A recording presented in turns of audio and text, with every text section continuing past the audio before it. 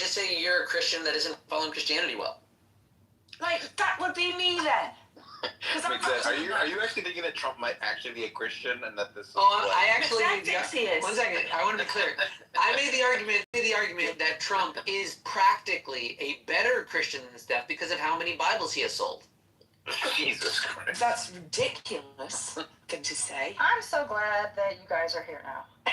See, the thing is, we all have our opinions, but a lot of people like Steph, they think their opinions are facts. That's so annoying.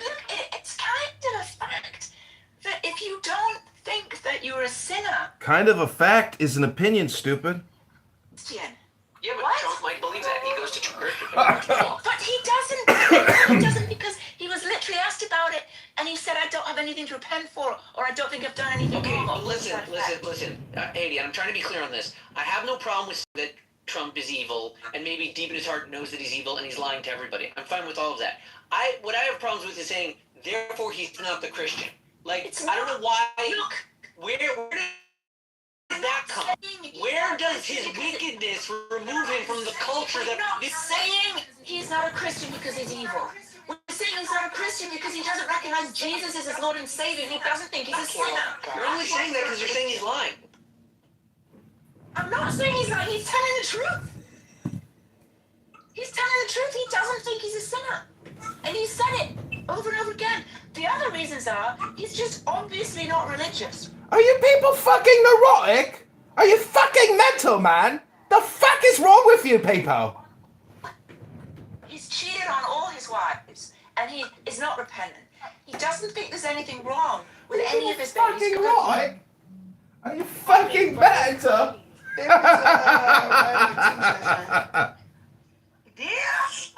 all gonna go to jail, and I'm not playing. Will you stop? Look at your dick again. Raven, can you text me right quick?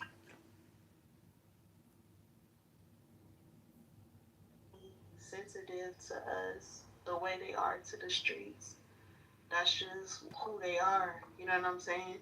But they don't understand that. Ain't no nigga being sensitive in the streets, girl. You cut me off, but you cut me off. So, Did she cut you off? Did she cut you off, Drew? Yeah, she did. But Oh, I thought I was tripping. I just But go see ahead, how Mom. you wanted. Okay, this is Trump as a God King, the best Christian of all time.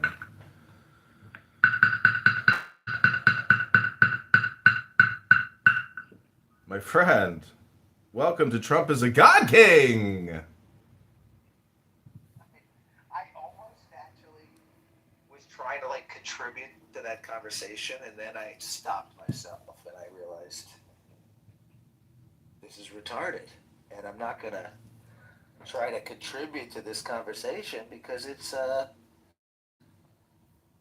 just a dope fest for our words, and I don't want to do that. Not a good use of time.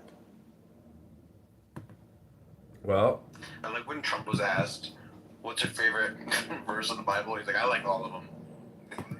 He just couldn't name a single fucking verse. That's good. I mean, I'm willing to give, like, most people the benefit of the doubt. Although I'm willing to give people the benefit of the doubt. Like some Christian. Jesus Christ. Jesus Christ! Yeah, so can the Pope, and he's not a Christian either. Like, he admits Why everybody. selling Bible is like a good standard for whether or not you're a Christian? In terms of like the commandments the Christians gave to their offspring, it was to spread the word. And if he's literally publishing Bibles and selling them, I got he's some a new cockpit. books in the mail. Okay, we're just gonna leave that room. Let them be. Let those Christians simmer. They're in a crock pot of despair.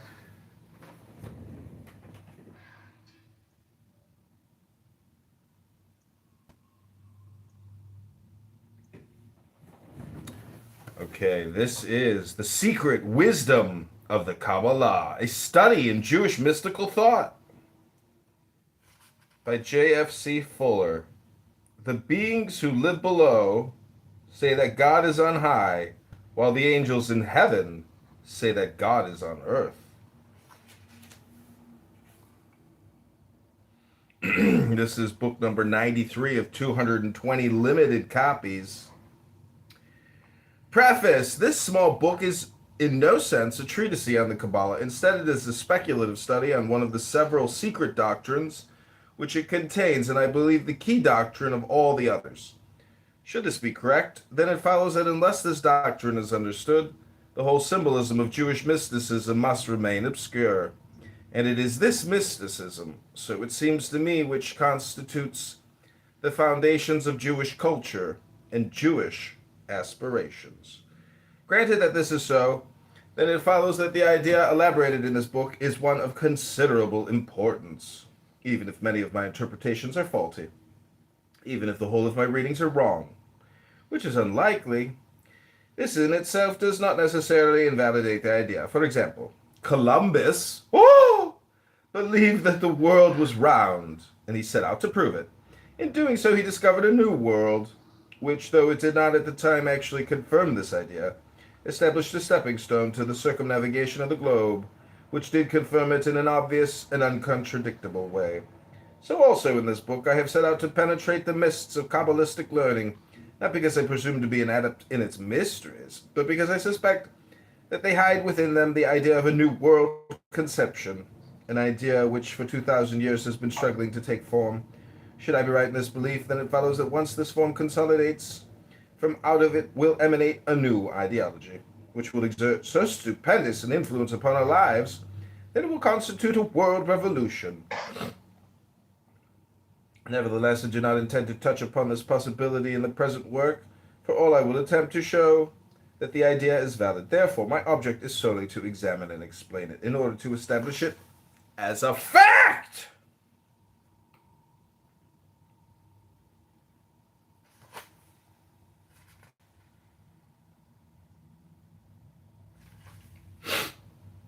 Introduction: The Mystical Foundations of the World Order. Life is shrouded in a mystery. This is the fundamental fact which confronts us. We live in a cave with our backs to the light, and as Plato said, our knowledge is nothing more than the shadows which play upon its walls. What this mystery is in itself we cannot tell. All we know is that it exists, and ultimately all we know of ourselves is that we exist. If we call this mystery God, then our lives vibrate between the two poles of God is and I am. But because the first transcends the reason, as the infinite transcends the finite, the relationship between them can only be expressed in symbols. That is in finite or rational terms. If in the place of God we write reality, nature, unknowable, or zero, it matters not one whit. The equation is just as obscure, for all we have done is to replace A by B, C, D, or E. Not knowing what these letters mean, the symbol has changed, but what it symbolizes remains as inscrutable. Granted that this is so, then it follows that our intellectual lives are purely symbolical existences. All of our thoughts are nothing more than symbols of a mystery, whether it embraces God, the ultimate source of all things, or reality, the tangible world in which we live. All are, in fact, equidistant from what they represent and are consequently of equal value from the point of view of the omnipotent. Though the words differ, we are saying no more than that God is. All these words, symbols, are of equal value because they in no way uncover this mystery. Yet though equidistant from the represented, these symbols are by no means equidistant from the mind of man, which is not archetypal but protean.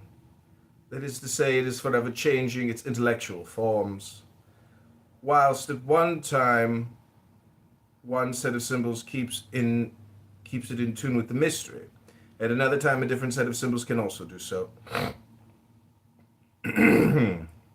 Consequently, though A, B, C, D, and E are all of equal value to the represented, they are by no means of equal value to the representer, ourselves. Granted that this is so, then it follows that symbols to remain potent must change as intellectual concepts change. For example, should we today declare that the universe is composed of minute, indivisible, and indestructible atoms of matter, we can expect no appeal from scientific mind, because the conception of the universe has changed, and the man of science is thinking in terms of electrical waves or waves of light. Nevertheless, these waves are just as much symbols as atoms are, and in themselves they explain nothing. Yet the virtue lies in that they fit better into the present order of scientific thought. That is, symbolically, they are not out of place. Whew, that's called reading a book!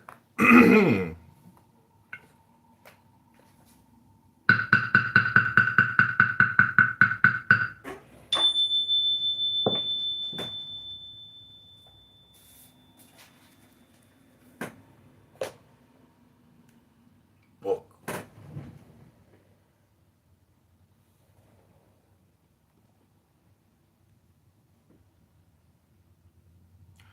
I put in the chat in that room that if I had a wife like Steph, I would abandon and leave her because she talks too much.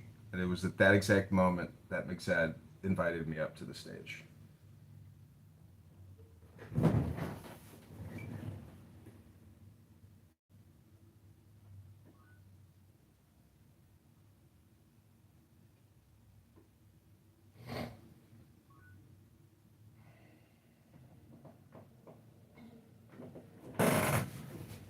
Michelle!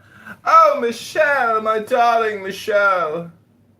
We were just studying the Kabbalah, the philosophy of the Jewish mystics.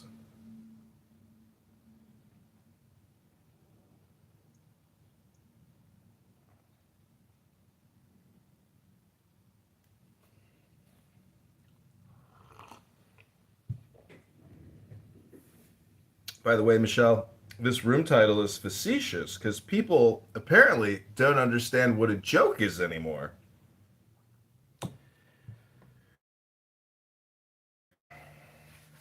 Okay, this is page number 2. As long as they maintain their place.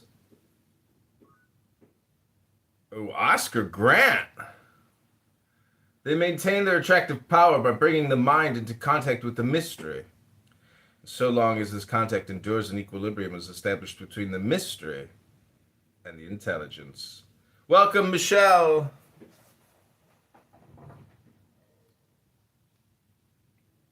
Hello, hello, hello. Can you hear me? Hello? Hello? Hello? Hello? Hey. Are you streaming this on any other channel? Yes. What is the point of doing that exactly? She laughed. Should have just said no, then I guess she would have stayed, right? Because you believe everything, right?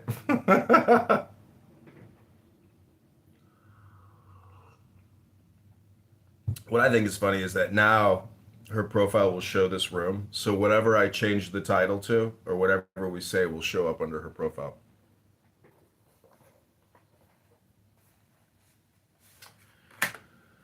Okay, this is a continuation of page 2 until we were interrupted with, "Are you live streaming this to YouTube?" And the mind is held, as it were, in a state of wonder, that is, of life or attraction, so long as the equilibrium lasts, that is, so long as faith in the potency of the symbol is overwhelming. Contentedness monopolizes the life of man, but directly this faith declines, discontent intervenes, and it is in discontent that must be sought the origins of all world revolutions. Why is this so? Because the finite can only find succor in the infinite, potent in the omnipotent, the limited in the unlimited, the mortal in the immortal, the child in the mother. Cut away the greater, and the lesser is bereft of hope. It is like a ship drifting on a shoreless sea. She may be well built, well stocked, and bravely manned, yet her destiny is foreordained, having no port to put into. Sooner or later, she and her crew must sink beneath the waters and be lost forever. When this doom encompasses mankind as today it would seem to encompass it, man does not so much wring his hands in despair as drown his hopelessness in physical enjoyments. Let us eat and drink, for tomorrow we die. Become the passwords of the age, and the more this obsession gains, sway, the less does wonder illumine his path. Until the age enters its eclipse, love becomes lust, the noble ignoble, the beautiful hideous, the generous selfish, and all is lost in a scramble of greeds. It is in this dismal darkness that Satan materializes, and Satanism becomes a cult. The symbols go on, potent and impotent, but now they are turned upside down, for fear is hope reversed. What causes this vacuum into which fear rushes? A breakdown in the equilibrium between the mysterious and the intelligible. And there is the greater mystery between God and the mind of man. So also is there the lesser mystery between mind and the body of mankind. The knowing are few, the ignorant are many. What to the one is supreme goodness, to the other may prove to be a deadly poison. As Adam, eating of the tree of the knowledge of good and evil, lost Eden, so throughout the ages have the wise kept wisdom to themselves, imparting to the multitude just sufficient knowledge to fill them with wonder, guarding against giving too much, lest wonder intoxicates them and turns them mad. When this wisdom has been observed, an equilibrium has been established in the social order, and when it has not been observed, chaos has always held sway. A society or a civilization seldom perishes by the sword. Nearly always it perishes through a defamation of the mysteries which held it in equilibrium. When Ham uncovered his father's nakedness, he was cursed. So also was Prometheus, punished for stealing fire from heaven. Thus it happens that a people or a civilization is cursed when its rulers uncover the mysteries in the public places. When the symbols are made cheap, they are misunderstood. They cease to be symbolical and become real. Idols in the eyes of the multitudes. When the multitudes dance round the golden calf, then are the tables of the law cast upon the ground. All this may seem strange to us today, when everything is trumpeted about, is trumpeted abroad, sold for gold. There is no righteousness in the land, when love and lust, sorrow, tragedy, and excitement are sold for a penny in the newspapers, and when all that is sacred and vicious is broadcasted around for much less. The exploitation of the mysteries is the order of this age. There is no secrecy, except that of exaggeration and untruthfulness. Yet may not it be said, is not the progress of today due almost entirely to publicity? Yes, that is undoubted. But what profits progress if the world is to be filled with discontent? Freedom is a sublime mystery. But when this mystery is vulgarized, it becomes anarchy. Look around, everywhere we see turmoil, strife, jealousy, fear, and greed. Satan brooding over the four corners of the world, and the drums of war beating nearer and nearer. Behind this turmoil crouches the machine, the Baphomet of the age of iron. He should have been the servant of man, yet he has become his master. He should have mitigated the curse of Eden and have transformed toil and labor into leisure and contentment. Why has he failed to do so? Because the mysteries of physical science, having slipped the leash of secrecy, have, like Maenads, coursed madly about the world. Once the searchers after the mysteries of nature worked in a gloom of fear, locking away the knowledge in ciphers and cryptograms. Now they stride into the laboratories, seeking to transmute knowledge into gold. When the people cannot understand their jargon, they fall back upon the pen of the novel writer, transforming scientific fact into romantic fiction. Why has science failed us?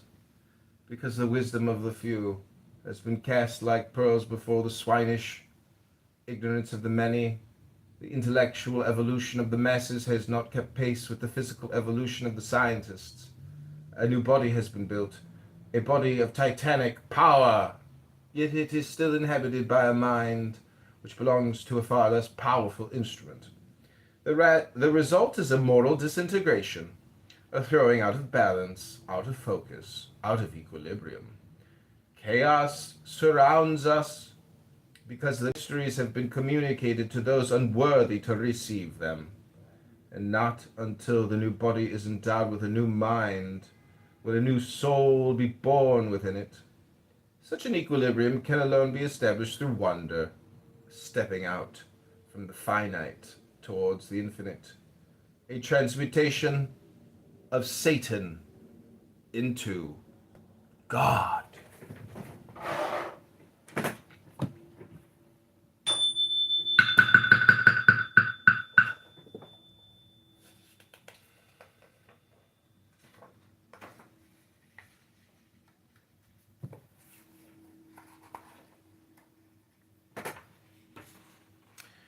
Transcendental knowledge.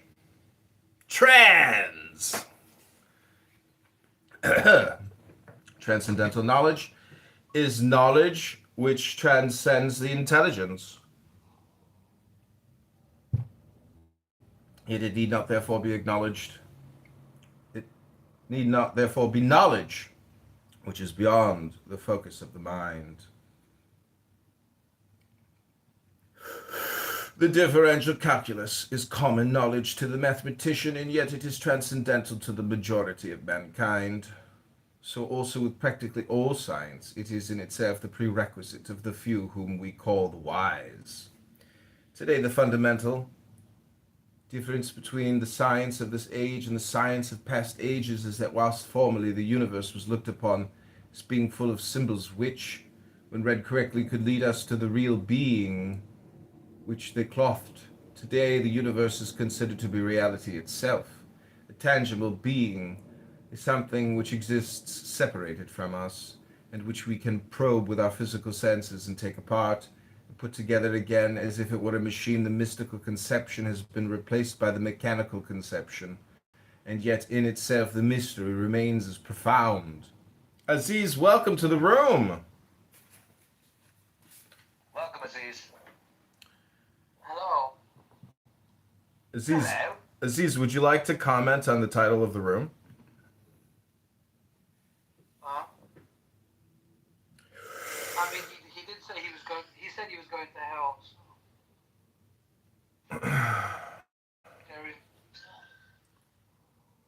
He was on the plane. He was like, "I'm gonna go to hell." He said that. So, yeah, he said that. He said that on his jet. He was doing an interview. He was, "I'm gonna go to hell. I'm probably gonna go to hell, but I'm probably gonna go to hell." He said that. I can. Wait, but what? About what? Should I play it? Should I play it? Yeah, play it. I don't want to misquote him. You know what I mean? So this. Can you play the latest episode of the Zach's Mom podcast featuring Zach's dad? Because I made a new AI theme song for the Zach's Dad podcast. I was listening to your music yesterday, John. I don't know if you were around. Oh, here we go. But it was playing music. It was playing like a lot of like Take the Deepest Breath of the Day and The Man Has the Right to Think What He Will. But then it started playing Everything Bagel. I got a really good Everything Bagel from Philadelphia. Yeah, here we go. You had talked a couple of weeks ago, you were doing an interview, and you talked about how you hope to end the war in Ukraine because it might help you get into heaven. How does this help? Does this help? I mean, I'm being a little cute. I don't think there's anything going to get me in heaven. Okay, I think I'm not maybe heaven bound. I may be in heaven right now as flying Air Force One. I'm not sure I'm going to be able to make heaven, but it made life a lot better for a lot of people. And as an example, had the election of 2020 not been rigged, you would. So yeah, he just waffles off. You get the point. Well, I think that's showing humility. Do you think you're going to get to heaven, Aziz? Yeah, I think I'm a great person. Yeah, You think you're going to get to heaven? Mm-hmm. Haven't you called me like a scumbag or like a cockroach or something, or F word? Haven't you called me the F word? Yeah. Well, do you think that's nice? Do you think that that's very good? No. Do you want to repent? Would you like to take this opportunity to repent? I've accounted for my sins. You've accounted for your sins of calling me the F word? Yeah, I think in the moment I felt you deserved it, you think that your savior, whoever it is, the Muslim version of Jesus? Mm-hmm. Well, you guys have like a Jesus type? Jesus. We believe in Jesus, so we don't have a version of Jesus. We actually. Does your heaven have gates? Are there pearly gates, or is it like? Are there gates of heaven? I mean, there's definitely a list of people that can't get in, and people that can. So it's gated in that sense. What about you? You're a Jew, right? Do you believe it? You don't believe in heaven, right? There's no real heaven, right? I don't know, to be honest with you. I don't really know what I believe. No, you guys don't believe in heaven. You have like a... I'm a Jew ethnically first.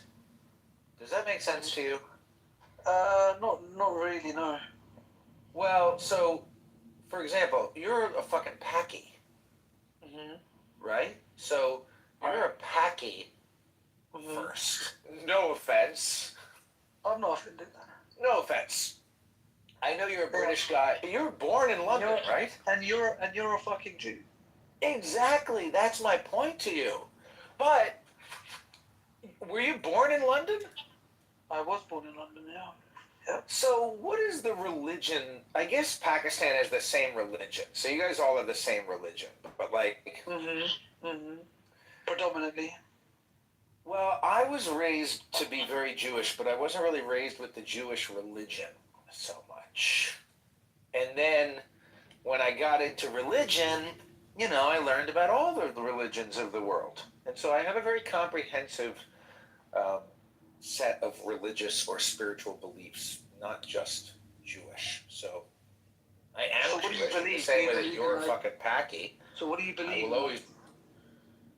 Well, I believe the way that can be named, I believe that whatever you can believe in, whatever can be believed in, is probably not the eternal way of the world. Because I believe that the answer to like what happens after we die... Is it racist if I call you a fucking Jew? Is it racist if I call you a fucking Jew? Well... Because it's like, depends on your tone. Well, not racist, anti-Semitic, right? Isn't that what we say? That's what they say. Is that anti-Semitic? I believe it's pronounced anti-Shemitic. Okay, Rabbanu Shalom. I'm gonna try to save the R word for later. We're moving this conversation on. Aziz, I know you. I found a link about the dopamine switch in the brain. It turns out that your conversation, gentlemen, is creating dopamine for the both of yourselves and enhancing your dope. Bigger dopes. Aziz, do you think you're a dope? Yeah, depends on how you define the word. Probably, yeah. I would say so.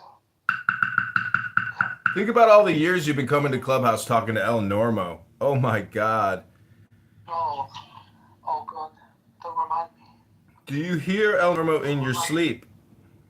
When you go to the gym and work out, which you probably don't, but if you did, do you think you'd hear El Normo telling you to try to get one more rep in?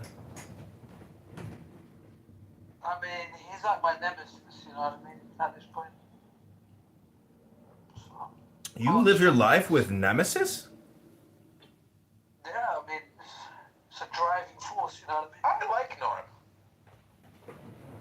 Come on. Well, Aziz, he gets roasted by Norm. Everybody roasts Aziz, but when Norm does it, it's got to be particularly painful and hurtful. Am I correct, Aziz? But I like Aziz too. I don't think people take Norm seriously. Genuinely, I don't think anyone really takes. Do you think people take you more seriously than El Normo? Yeah, reluctantly. Like I even disagree with people and they take me more seriously. Yeah, I do. I do think they take me more serious. Yeah. I mean, he's very obnoxious, you know what I mean? He's a very obnoxious man. So.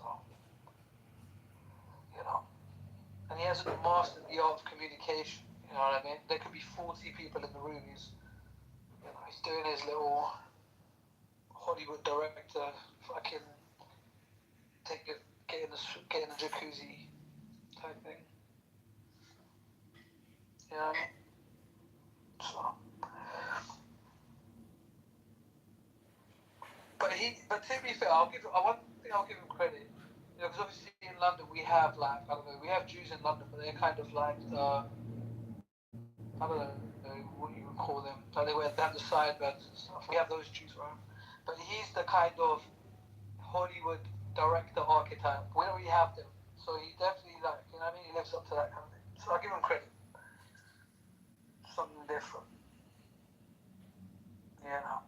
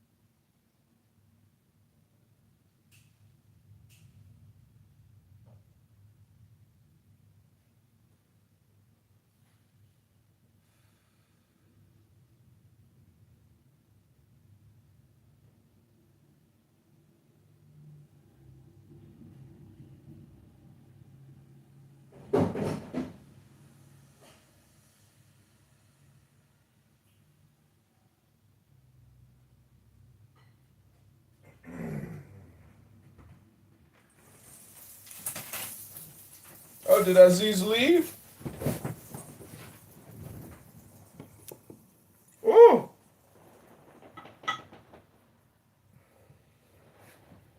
The dopamine dried up. The history of dopamine.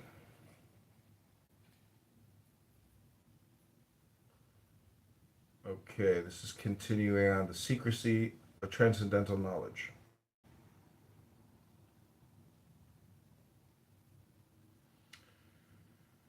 So with practically all science, it is in itself the prerequisite of the few whom we call the wise. Today, the fundamental difference between the science of this age and the science of past ages is that whilst formerly the universe was looked upon as being full of symbols which, when read correctly, would lead us to the real being which they clothed, today the universe is considered to be reality itself, a tangible being, something which exists separated from us, and which we can probe with our physical senses and take apart and put together again as if it were a machine. The mystical conception has been replaced by the mechanical conception, and yet in itself the mystery remains as profound.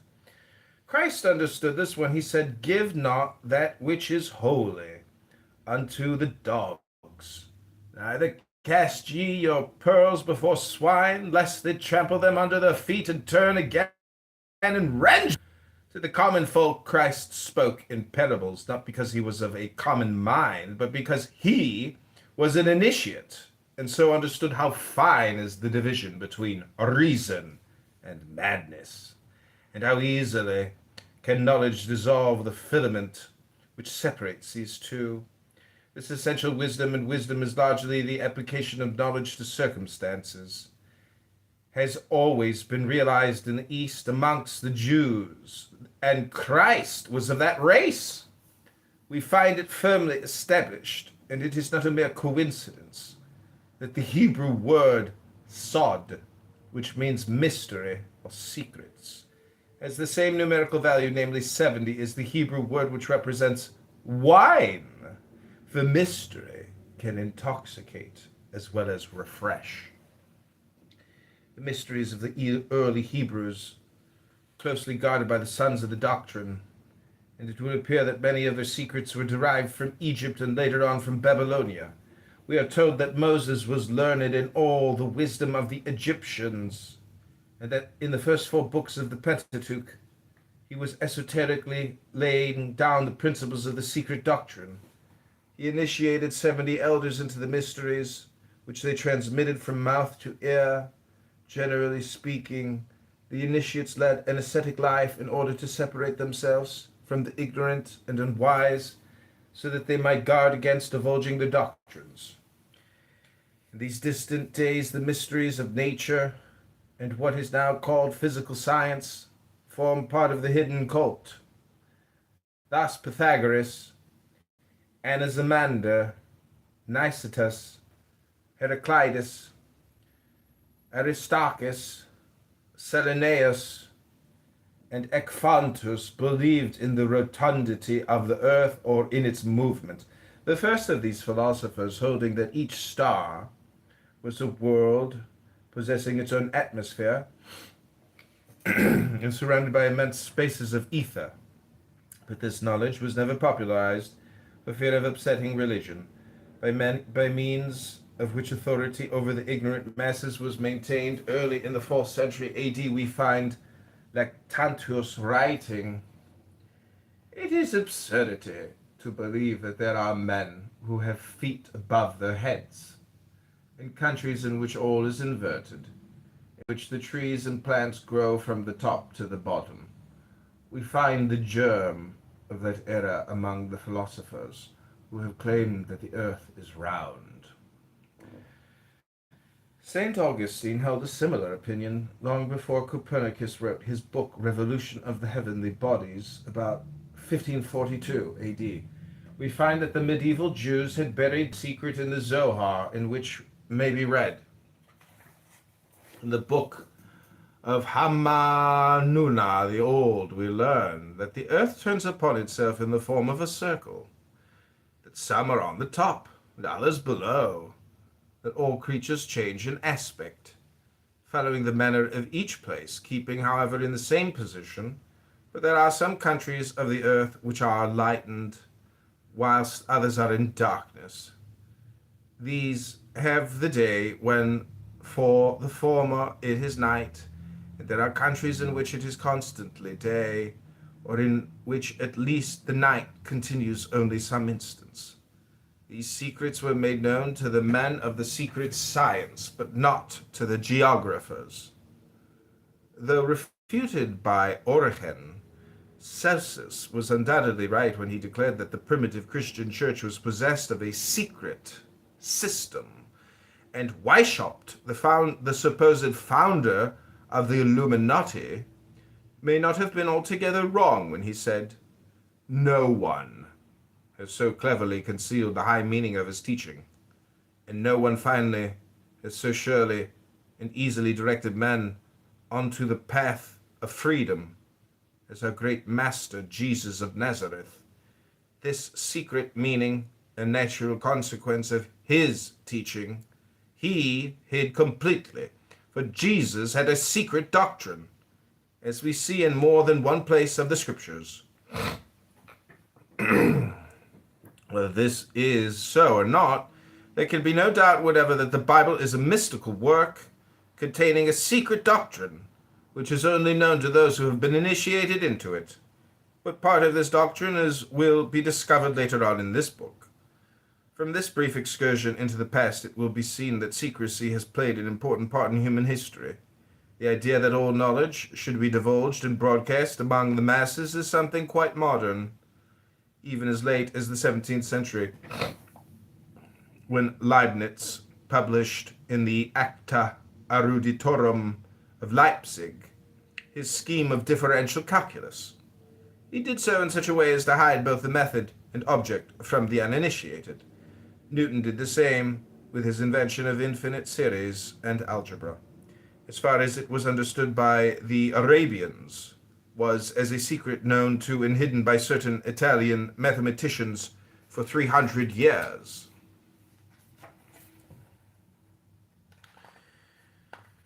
The world is a mystery, and mysteries are dangerous to the uninitiated. Here are two facts which would seem to be uncontradictable, for divulgence has invariably led to active discontent, caused by a loss of balance between the spiritual and the mundane. Like all other peoples, the Jews realized this, and long before the Kabbalah was known as an occult science, the mysteries of creation, evolution, and dissolution were locked up in their sacred writings. Then came the Great Dispersion. A small people bereft of nationship was cast into a dissolving world, and almost simultaneously a new cult arose called Christianity, a Jewish heresy. The reaction on Orthodox Jewry was instantaneous, for a tension was established, which later on led to the persecution of the Jews, whereupon the secrecy of the doctrines took on an accentuated form. For self-preservation had now to be added to non-revelation. This led to the growth of oral traditions. The secret doctrines were passed from mouth to mouth and were locked away in the brains of the priesthood and the learned. Later, a persecution began to slacken. The written word once again began to appear, and by degrees the Kabbalah emerged into daylight. The word is a curious one. Its value is 70, which is, as we have seen, the numerical value of sod, 4 plus 6 plus 60 equals, and wine, 10 plus 10 plus 50 equals, and also of night, 30 plus 10 plus 30, and be silent. Wow! 6 plus 5 equals some Hebrew letters plus 5. Therefore, it may be said to mean the secret which intoxicates, which is as dark as night, and which must not be divulged. The fountainhead of this doctrine is the Zohar, or Book of Splendor, a vast jumbled commentary on the Pentateuch, written partly in Aramaic and partly in Hebrew. Tradition asserts that its author was Rabbi Simeon ben Yochai, who lived in the 2nd century A.D. Of it, Ginsburg says. It was first taught by God himself to a select company of angels who formed a theosophic school in paradise. After the fall, the angels most graciously communicated this heavenly doctrine to the disobedient child of earth to furnish the protoplasts with the means of returning to the pristine nobility and felicity. From Adam it passed over to Noah, and then to Abraham, the friend of God, who emigrated with it to Egypt, where the patriarch allowed a portion of this mysterious doctrine to ooze out. It was in this way that the Egyptians obtained some knowledge of it, and the other Eastern nations could introduce it into their philosophical systems. Moses, who was learned in all the wisdom of Egypt, was first initiated into it in the land of his birth, but became most proficient in it during his wanderings in the wilderness, when he not only devoted to it the leisure hours of the whole 40 years, but received lessons in it from one of the angels. By the aid of this mysterious science, the lawgiver was enabled to solve the difficulties which arose during his management of the Israelites. In spite of the pilgrimages, wars, and the frequent miseries of the nation, he covertly laid down the principles of this secret doctrine in the first 4 books of the Pentateuch, but withheld them from Deuteronomy. This constitutes the former man and the latter the woman. Moses also initiated the 70 elders into the secrets of this doctrine. They again transmitted them from hand to hand of all who formed the unbroken line. Tradition, David and Solomon were most initiated into the Kabbalah. No one, however, dared to write it down till Simon ben Yochai, who lived at the time of the destruction of the Second Temple. After his death, his son Rabbi Eliezer and his secretary Rabbi Abba, as well as his disciples, then collated Rabbi Simon G.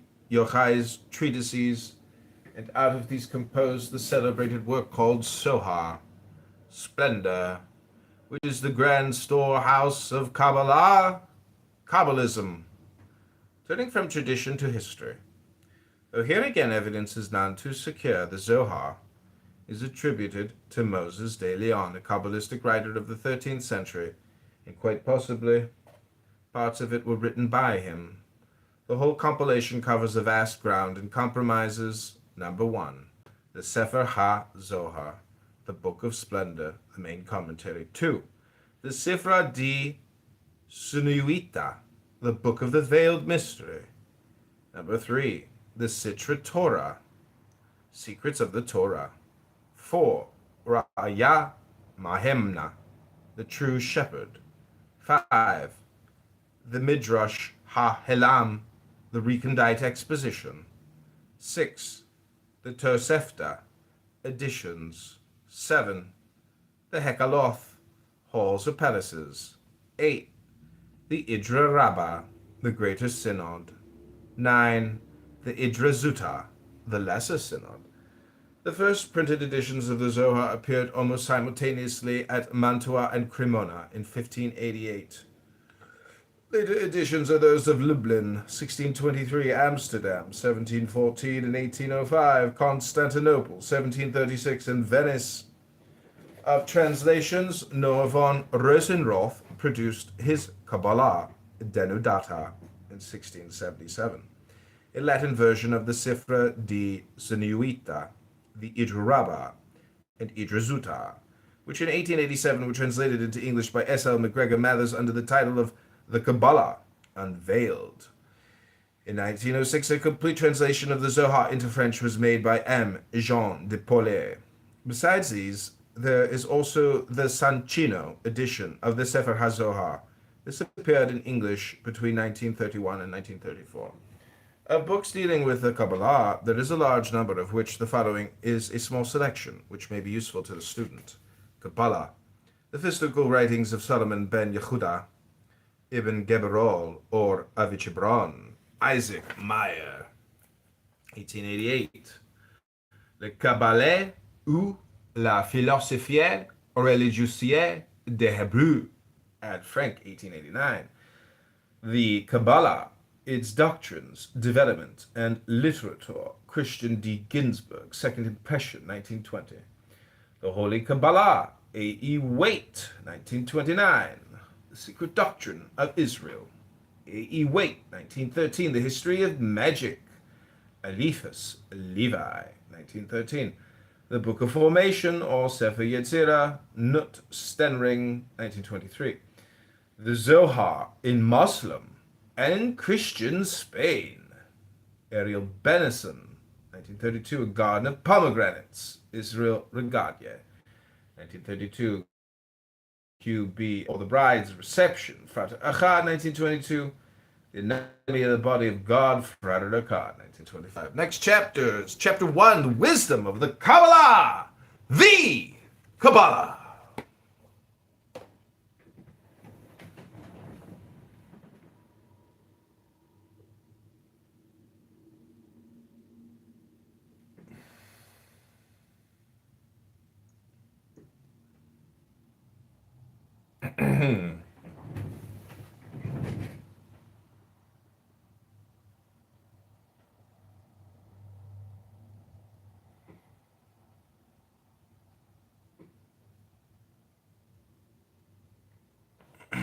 I have another room open. I think it's funny how people come into other rooms, they raise their hand, and if they don't immediately get brought up, they just leave. So what does that tell you about dopamine? It dried up, or it never formulated.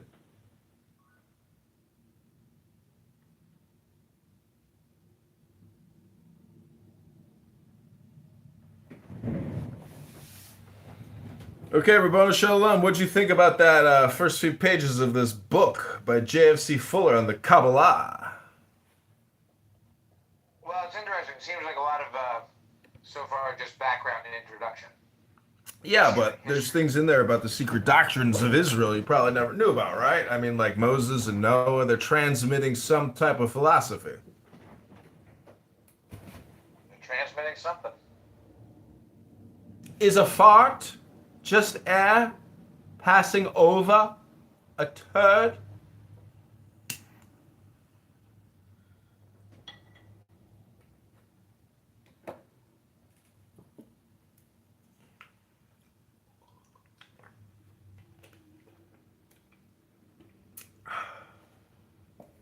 Okay, continuing on to chapter 1, the wisdom of the Kabbalah. The Kabbalah is not a holy book, as are the Vedas, the Bible, and the Quran. It is not a book at all. Instead, it is a secret traditional knowledge. The hidden thought of Israel, which like gold embedded in rock, is to be found only after much labor in many Hebrew works such as the Torah, the Talmud, the Mishnah, the Midrashim, Zohar, and scores of other books, the bewildering nature of which may be recognized in a few minutes by glancing through a Talmudic miscellany by Paul Isaac Hirschhorn. The word QBLH in Hebrew is spelt in many ways, such as Kabbalah, Kabbalah, Kabbalah, Kabbalah, and even though quite incorrectly, Gabela. It is not derived from such fantastic origins as the name of Kapila, the Indian philosopher, or from the name of the goddess Cybele, for the word simply means reception, something received, an oral transmission, an oracle, or the spoken word. And the reason is, as we have already mentioned, that for ages the Kabbalistic doctrines were not set down in writing or print, the Hebrew considering them too secret and sublime a wisdom for the common eye. This wisdom is formed within a vast number of doctrines, such as the nature of God, the mystical cosmogony of the universe, the destiny of the universe, the creation of man, the immutability of God, the moral government of the universe, the doctrine of good and evil, the nature of the soul, angels and demons, the transcendental symbolism of numbers and letters, the balancing of complementary forces. All these many problems are divided under two main headings, the theoretical and the practical Kabbalah. The first being again divided into the symbolical, dogmatic, and speculative branches. The first main division, that is the theoretical, is philosophical. The second is magical, and is largely elaborated around the Masseh, Merkabah, the chariot of Ezekiel, and the four animals which are also mentioned in the Apocalypse. Out of this magical Kabbalah, much of the magic of the Middle Ages was developed. The speculative or metaphysical Kabbalah is the more important branch. It forms, as Adolf Frank says, the heart and life of Judaism. Covers the evolution, involution, and devolution of the universe in every conceivable spiritual, moral, and intellectual form, and under such symbolism as the spirit cloths itself to come down and uncloths itself to go up.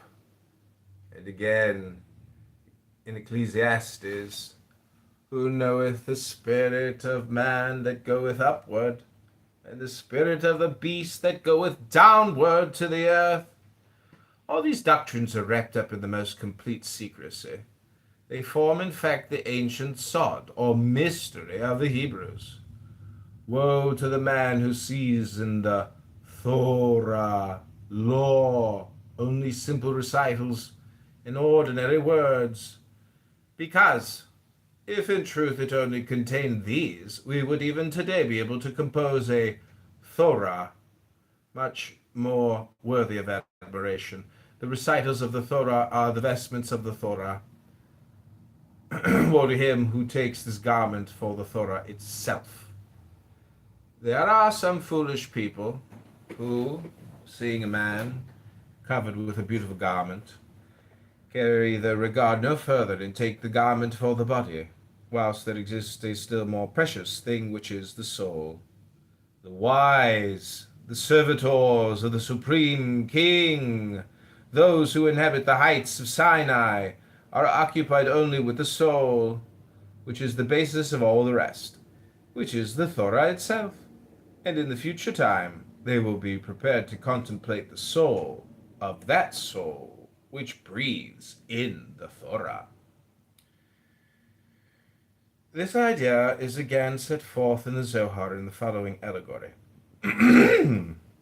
Like unto a beautiful woman hidden in the interior of a palace, who, when her friend and beloved passes by, opens a moment a secret window, and is only seen by him, then again retires and disappears for a long time. So the doctrine shows herself only to the elect, but also not even to these always in the same manner. In the beginning, deeply veiled, she only beckons to the one passing with her hand. It simply depends on himself if in his understanding he perceives this gentle hint. Later she approaches him somewhat nearer, and whispers to him a few words, but her countenance is still hidden in the thick veil, which his glances cannot penetrate. Still, later, she converses with him, her countenance covered with a thinner veil.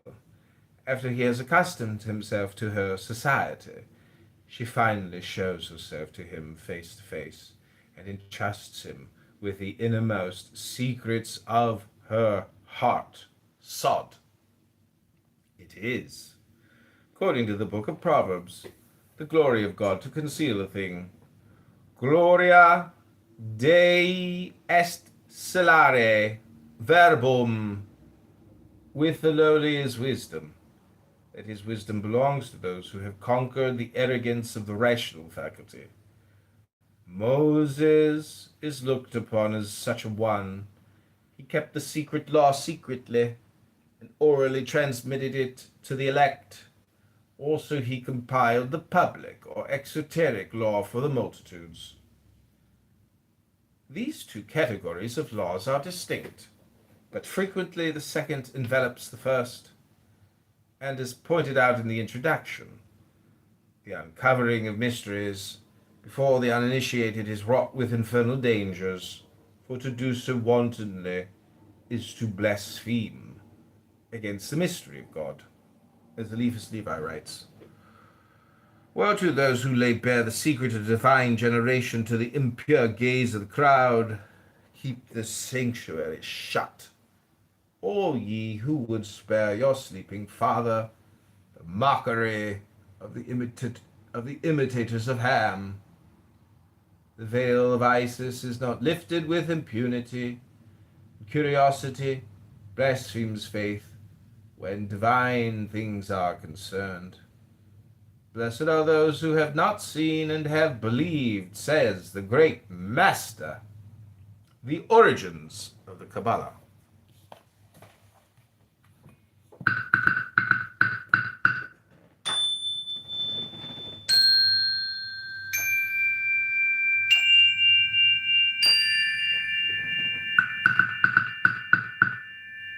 Hello?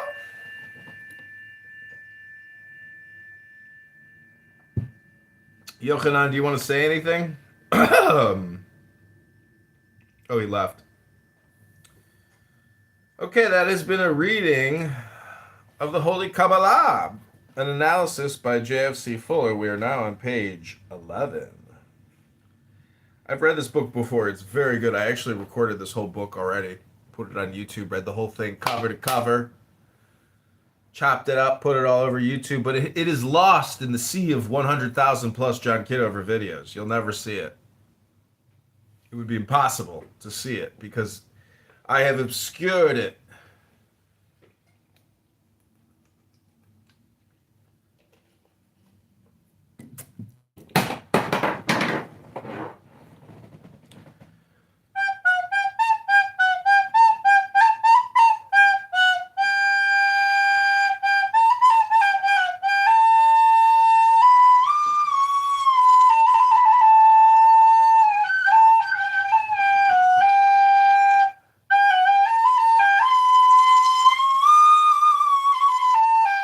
Never had one lesson. Okay, this is known as a Jew harp.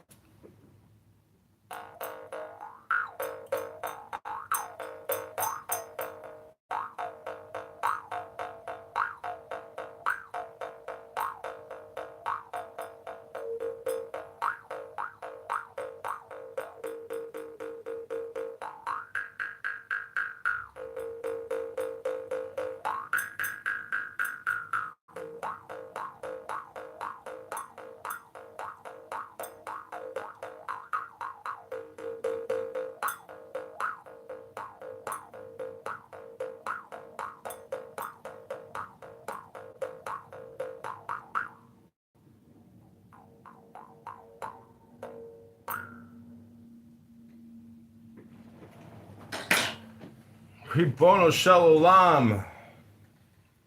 Have you said Ribono Shalom yet today, my friend?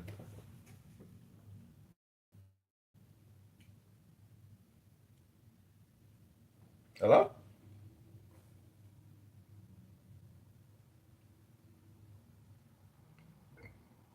Sorry, I'm working on a basket here. I'm at a crucial basketing stage. Yochanan is back. Yochanan.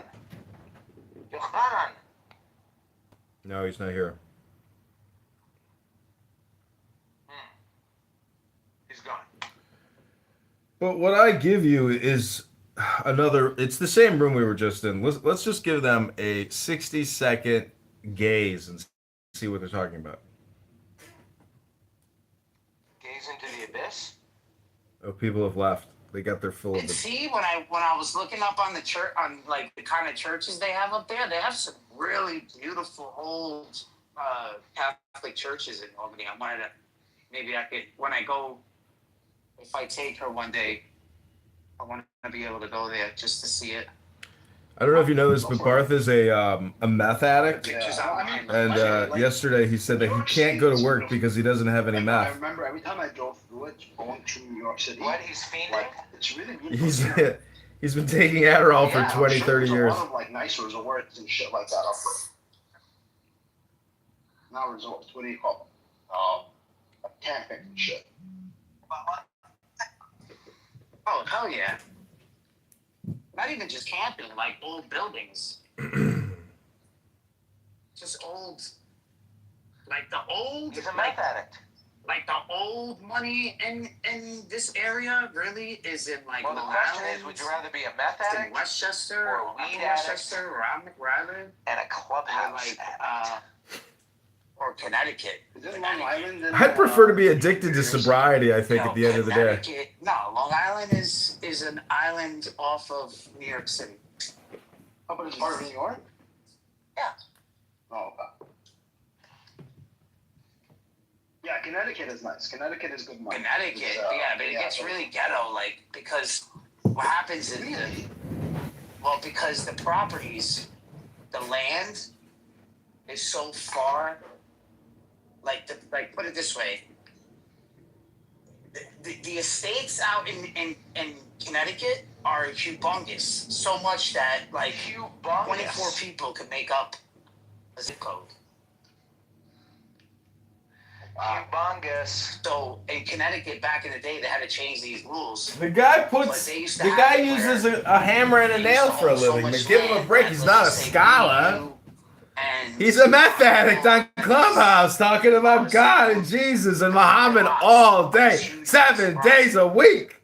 We wouldn't have to pay any property. This guy has a family. He's got a wife and kids. He's on here talking to us more than he spends talking to his family. What kind of craziness is this? Getting ourselves out of everything or having a well or stuff like that. So they wouldn't have to pay local tax for like fire departments. He speaks English though, right? And based on Clubhouse standards, he's actually highly evolved. For a long time, these people never paid fucking property tax or anything like that. It's crazy. That's crazy. Crazy! That's what I'm trying to tell you. Like that's like the rich. Yeah. Some of these buildings in Manhattan too, man. They're from the 1800s. We're lucky if we have any buildings left from like the 1800s. They did construction. Yeah, we have some as well too, by the way. No way. We have like heritage site, we call them heritage buildings. Oh yeah. Yeah. Wow.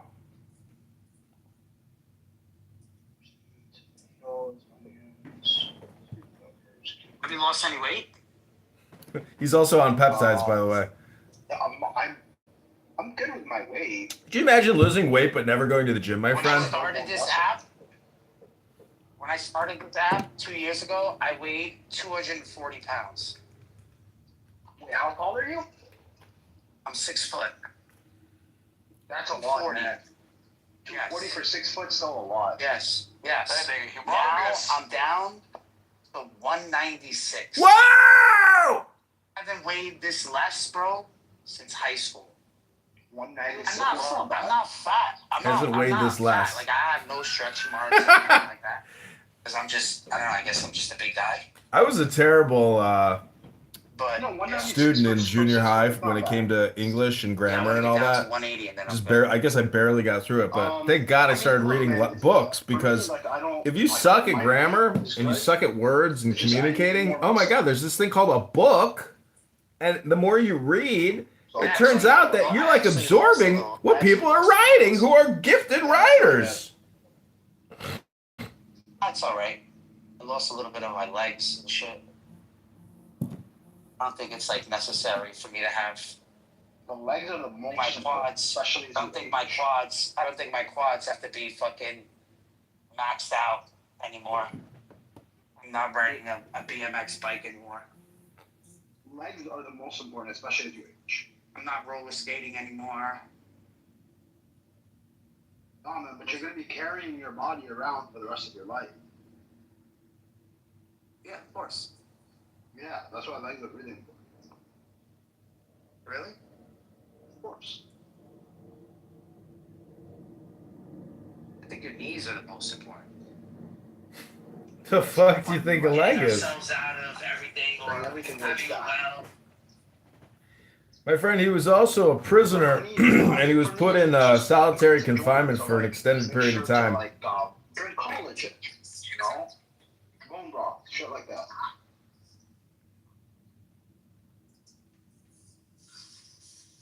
You take vitamins? You take vitamins? I think like specific stuff. Like I'll take omega 3s, collagen, proteins. Okay, we've come back. That was a quick sample of how people like to waste their time. It's like talking about the weather. Can't stand when people will talk about the weather for 25 minutes. It's just awful.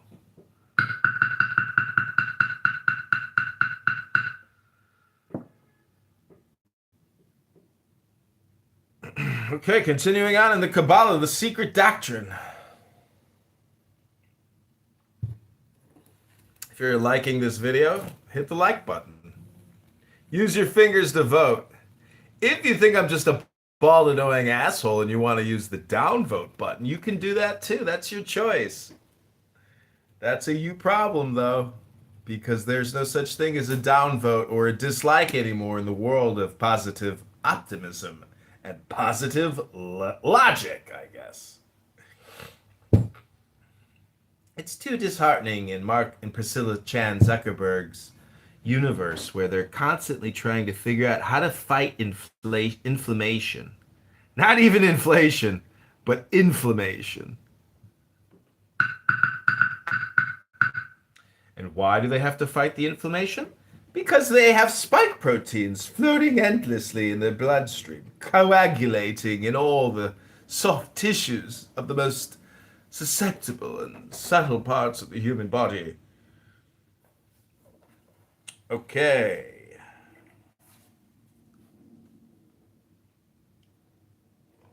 The origins of the Kabbalah. The origins of the Kabbalah are primeval. They are lost in the mists of legend, magic, folklore. They have grown through a process of mystical integration until they have absorbed all the great myths of the world. The Kabbalah is consequently a universal philosophy, combining the eternal masculine and the eternal feminine, and cementing them into the eternally human. So it happens that wherever we search, we find origins. Thus, in Essenism, we find Kabbalism. The Essenes were not to divulge the secret doctrines to anyone, carefully to preserve the books belonging to their sect, and the names of the angels, or the mysteries connected with the Tetragrammaton, and the other names of God and the angels comprised in the Theosophy, as well as with the cosmogony, which also played so important a part among the Jewish mystics and the Kabbalists. But long before the Essenes existed lived the Kabbalah. Aryan and Chaldean esoteric doctrines percolated into it. In Egypt, the mysteries of the sun god, the moon god, of Osiris and Isis, impinged upon it. Assyria and Babylon gave it much. Not a very little may be traced to the Vedas, the Upanishads, the Bhagavad Gita, and the Vedantas, and much of the practical Kabbalah to the Tantras, more especially. Historically, the main point of interest is that the Kabbalist is an inveterate plagiarist. He never hesitates to copy, to absorb knowledge from outside. His doctrines, being secret, are vastly attractive. They suck in all mysteries, digest them into a universal form. Consequently, there is both grist and chaff in the Kabbalah, a medley of wisdom and nonsense which often defies separation. The outstanding advantage of this plagiarizing is that it offers something to everyone.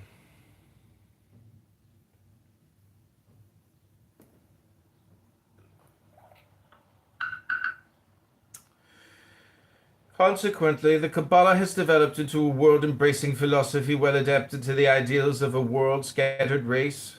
In it will be found Hinduism, Taoism, Buddhism, Zoroastrianism, Christianity, theism, deism, dualism, agnosticism, pantheism, Satanism, spiritualism, and atheism, for every cult except polytheism has burnt offerings on the altar of the Kabbalistic mystery, magically depicted in the form of the pan-like Baphomet. It is this extraordinary university which it is important to remember, for it has been the binding force which has kept Judaism intact. It has waterproofed it against solvent influences. Further still, the Kabbalah does offer to humanity a world religion or cult. In a silent and secret way, its doctrine is the conquering mystery of the life force.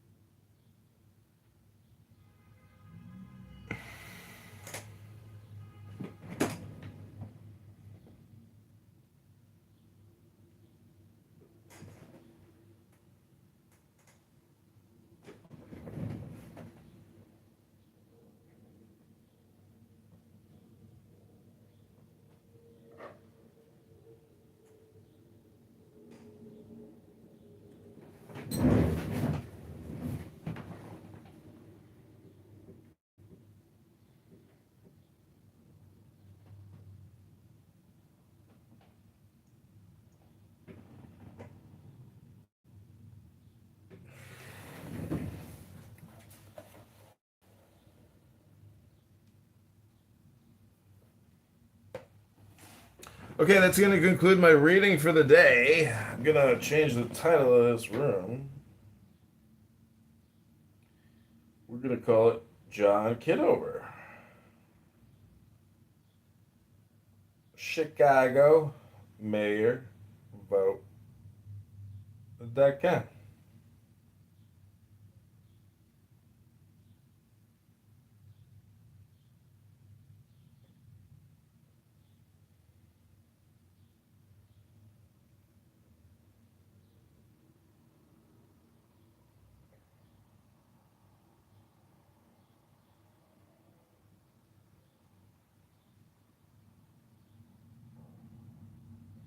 Okay, I'm gonna bring you back to the Christian dopamine room. I don't.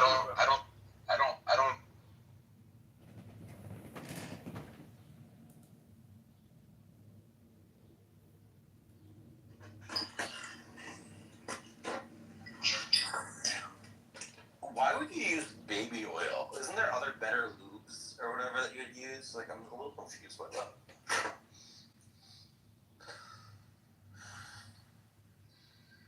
was putting GHB and like fucking and like MDMA in the fucking baby oil, bro. Oh, you put drugs in the baby? Yeah. You didn't know that? What? No.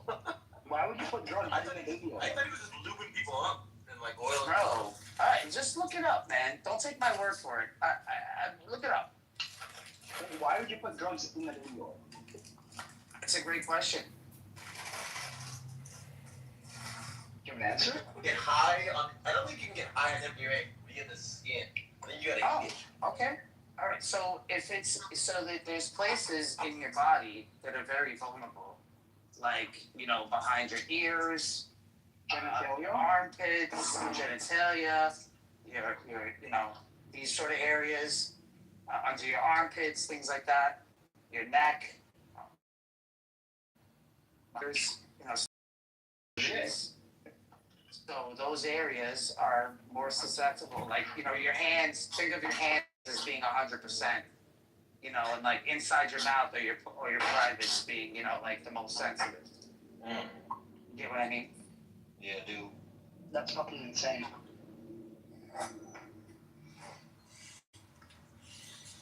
That is fuck.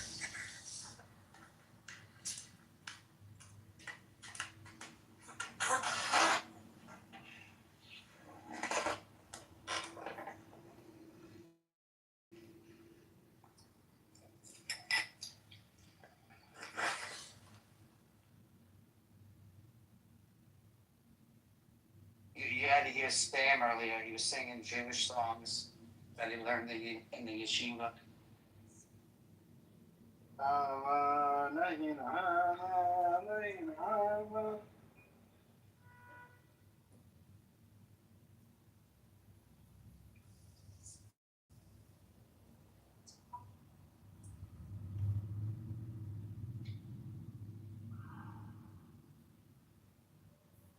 Talking about Rome, like in Rome, infanticide was a very common practice. Okay, can you go get something and like just put that up so I can put that up there real quick? Yeah, I mean, I can find something. I mean, infanticide was pretty big. Why do you think Christians were against abortion? Because of infanticide. Well, why don't we also, while we're waiting for this wonderful little link from Donnell here, one would also just Once again, hold on one second, Hitty. I'm sorry. Like once again, I'm making a cultural argument. Like that's still going to defer to some kind of cultural phenomena, right? And then like even in the same scenario here, it's still reduced. Like you wouldn't say that so, but Go ahead for the conversation. Yeah, I'm happy to go out there. Sure, fair enough. What were you going to say, Katie? honestly, it's more or less to everyone, but especially Carlos, who has this weirdly unique concept of treating. Though I firmly believe that you are understanding that life happens at fertilization, which is beautiful. But oh, great! Now there's two Johns. But then I just don't see how you cannot make the correlation between that. And if you look at abortions, and I'm saying over the course of the past decade in America, the numbers are not traveling down; they're going up.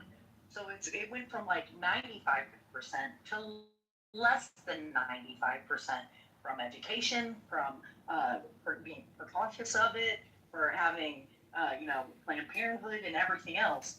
That less than 95% are due to these heinous acts such as rape, incest, or, God forbid, the mother dies, or the baby and the mother dies. So you're looking at less than 95%. Over 95% of all abortions in America. Hello, Mighty Regal Green Bean. Put me in the queue after Kitty's done. I'm done. Done. You can go on, but I'm just saying. I just want to say based in abortion pill. Was that just a comment?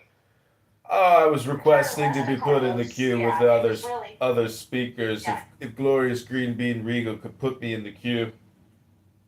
Okay, but Universe, you're also Alistair Crowley, so Yeah, why are there two of you? You can't be two of you here. Well, the Oracle doesn't have to answer every Question. I'm requesting 60 seconds to read from what's called a book. So what was your I'll point about reply from Carlos, please. what was your point about the 95% that they represent? They don't like the 5% of like the rapes and the. Well, we're looking at lesser. We're looking at less than 5%. Less than 5% of these so-called intruders, like you're talking about. So that means over 95% are not intruders.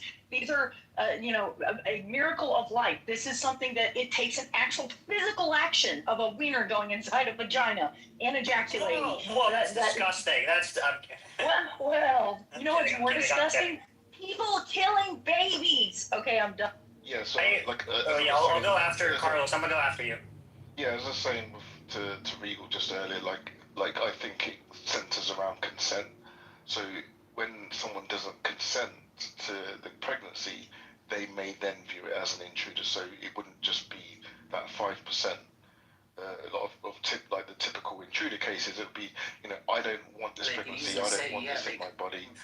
Therefore, the intruder analogy. It makes sense. In those three, actually. That sounds very convenient. That sounds very, very convenient. It means that it is a physical action of a conscious decision, a responsible decision that one is making. And I'm saying that literally overnight. Okay, so this conversation's going to stop. Oh, I don't have to stop it. I'm just wondering, what's it about? The hokey pokey. Does anybody read books anymore? Or do people just talk all the time, endlessly? Yeah, welcome to Earth. Big Zed, what would you say are the secret doctrines and teachings of the Jewish people? Endlessly talking. Yeah, what else are we supposed to do? Mixed, are you familiar with the secret teachings and doctrines of the Jewish people? Silence. Do you know gematria, what the number 70 means, Mixed?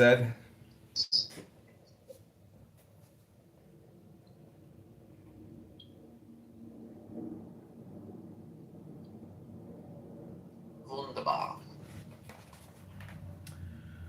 The word is a curious one. Its value is 70, which is, as we have seen, the numerical value of sod and wine, and also of night. And be silent!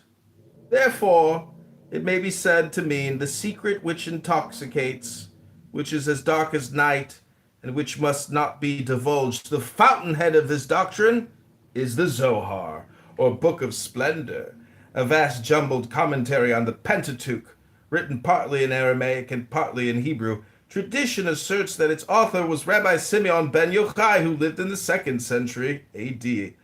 Of it, Ginsburg says,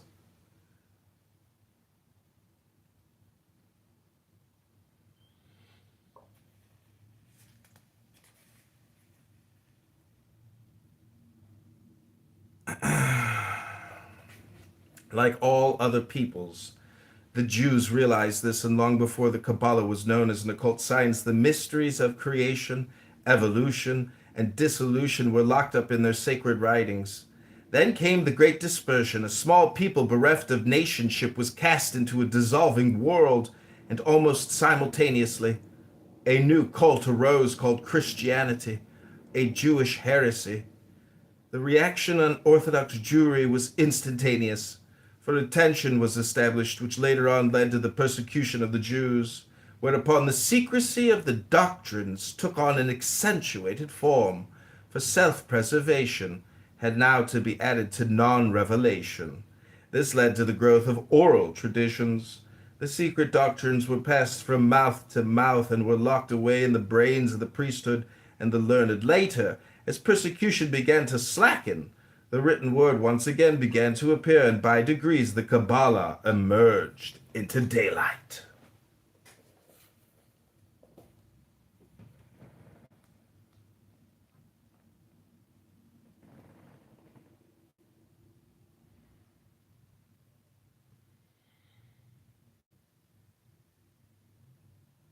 Hello?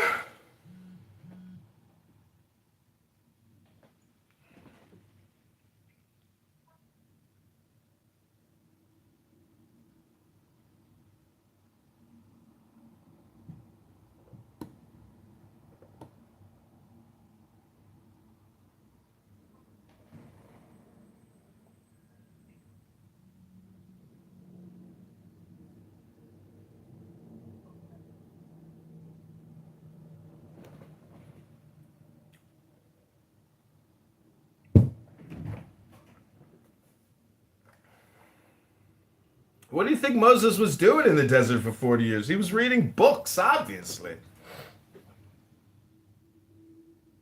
He was publishing books. 5. The philosophy of the Kabbalah is not difficult to define. It is a question of balance, of poise, and of equilibrium. But to explain what is meant by balance or poise is not so easy, and in place of attempting to do so in a few sentences, we will let this central principle evolve slowly on its own in this and the next 4 If you find chapters. yourself compelled to speak such that you find text to read out to others, you might consider exploring other sections of the library. Esoterically, the object of this philosophy is a return of the universe into the structure of the first atom. This mystery we will attempt to explain later on. Exoterically, it is the return of Israel to the Garden of Eden, the megalomania of the all-conquering Jew. The relationship between these two objects is that the second constitutes the protective shell of the first. The second maintains the Jewish peoples intact, and this intactness enables Kabbalistic wisdom to evolve. Outside this protective duty, the second has no relationship to the first, no more than the shell of an egg, lifeless substance, has a relationship to the yolk within it, living substance. That the Israelites will find the promised land in the conquest of the world is a lie which protects a sublime truth, the reabsorption of the world into the pure Spirit of God. To the masses of the Jewish peoples, such a statement will be considered blasphemous. Yet in the Zohar we read, with his ordinary understanding, man cannot understand the revelation of mysteries. All that I am about to reveal to you can be revealed only to the masters, who know how to keep the balance because they have been initiated. The shell, the white, the yolk from the perfect egg, the shell protects the white and the yolk feeds upon the white. And when the white has vanished, the yolk in the form of the fledged bird breaks through the shell and presently soars into the air. Thus does the static become the dynamic, the material, the spiritual. If the shell is the exoteric principle and the yolk the esoteric, what then is the white? The white is the of the second, the accumulated wisdom of the world centering round the mystery of growth, which each single individual must absorb before he can break the shell. The transmutation of the white by the yolk into the fledgling is the secret of secrets of the entire Kabbalistic philosophy. Know that all the upper and lower worlds are comprised in the image of God, we read in the Zohar. Here we have 1, a unity, the image of God. 2, a duality, the upper and lower worlds. 3, a trinity, the upper and lower worlds and the image of God. Number 4, a quadruplicity, the Noah, Kitover, the upper world, the lower world, and the image of God. Yet this quadruplicity is in itself a duality. The Noah and the image of God, because this image includes the upper and lower worlds. The absorption of the Noah and the image is the great work, the reestablishment of unity or equilibrium. Concerning the first of these two dualities, Isaac Meyer writes, the basic elements of most of the ancient and to this day of many of the modern religions of the world is the idea of a perfect, invisible universe above, which is the real and true paradigm or ideal model of the visible universe below, the latter being the reflection, a simulacrum or shadow of the invisible perfect ideal above. This idea was fully understood by the ancient Egyptians, as was shown in the deities Nut or Nath, the upper world, Shu or Ma, the intermediary, and Seb, the earth.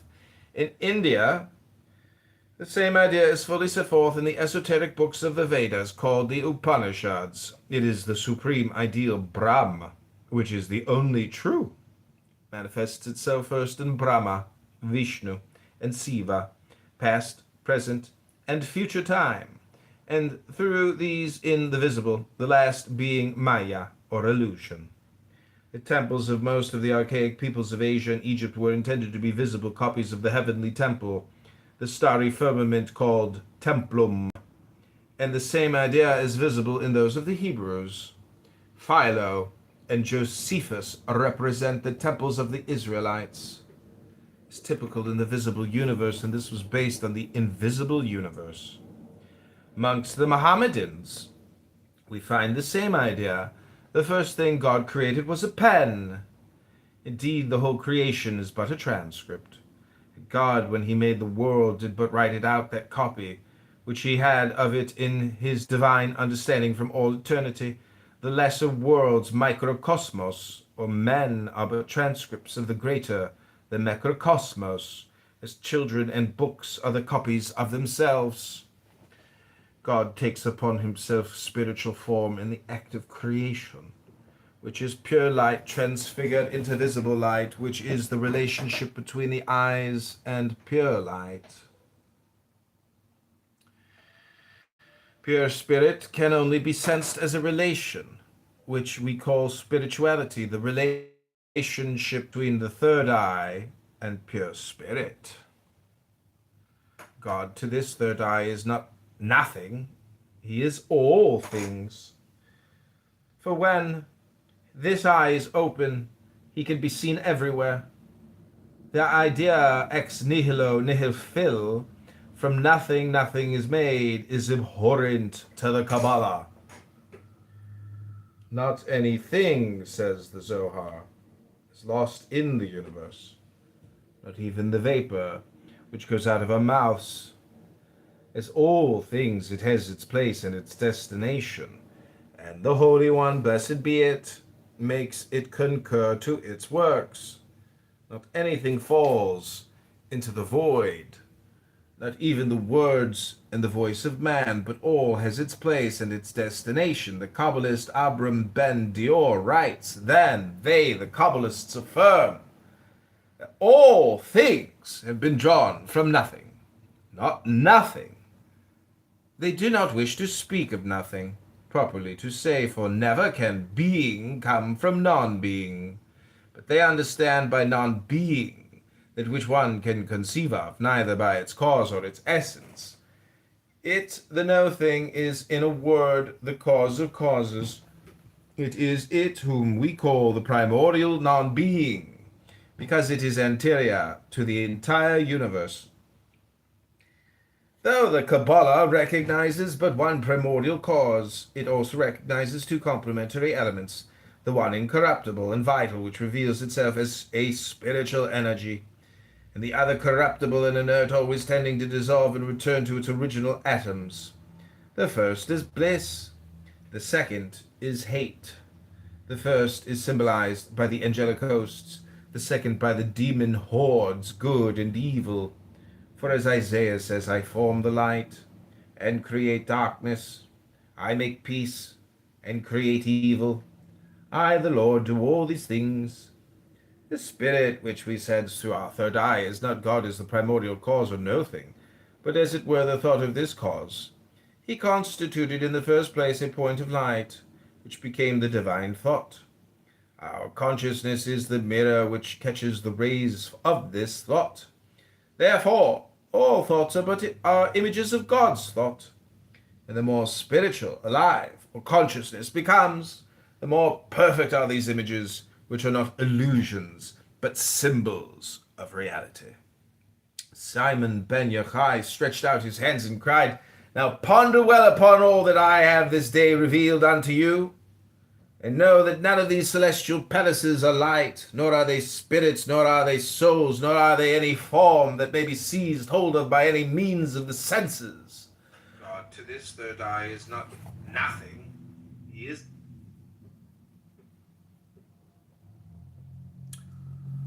Know that the palaces are thought seen through curtains. Take away the thought, and the palace becomes nothing that the mind can grasp, nor the imagination picture. And know finally that all the mysteries of the faith lie in this doctrine, that all that exists in the upper world is the light of thought, the infinite. Lift the curtain, and all matter appears immaterial. Lift another curtain, and the immaterial becomes even more spiritual and sublime. As each succeeding curtain is lifted, we are transported to ever higher planes of sublimity until the highest is reached. Curtains are the divisions, abysses, between the superconscious thought of God and the conscious thought of man. The ultimate curtain is the shell of the egg, materiality.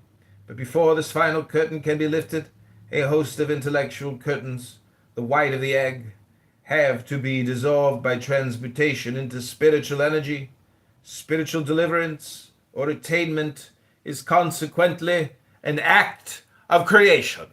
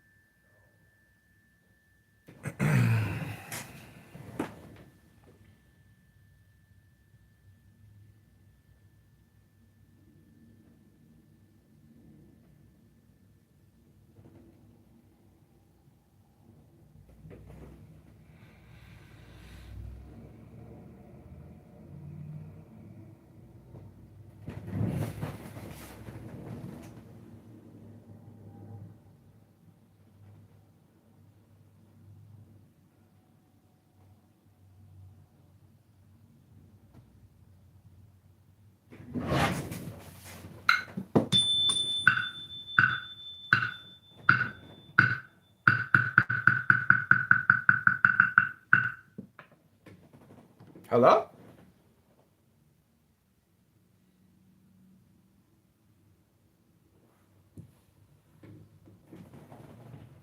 Hello? Hello?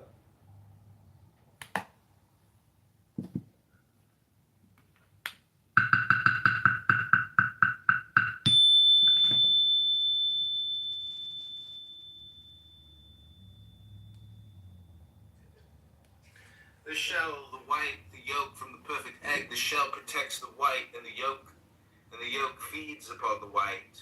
And when the white... Welcome to the show, Nizam. Hello. What's up? What's going on, guys? We're just chilling here because all 10 plural states are indicative of the mind of God, obviously. I've just expressed the mind of God by reading what's called a book. Hello? That's a very profound and deep thought, and there's truth to it. Yeah, I was gonna, but I want to know what Bart and Marcus think about it, though. I mean, they're mods, so it seems like they are fully behind that notion.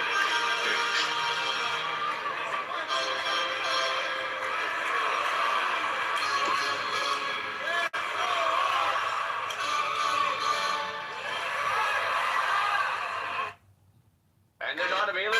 That's so sad.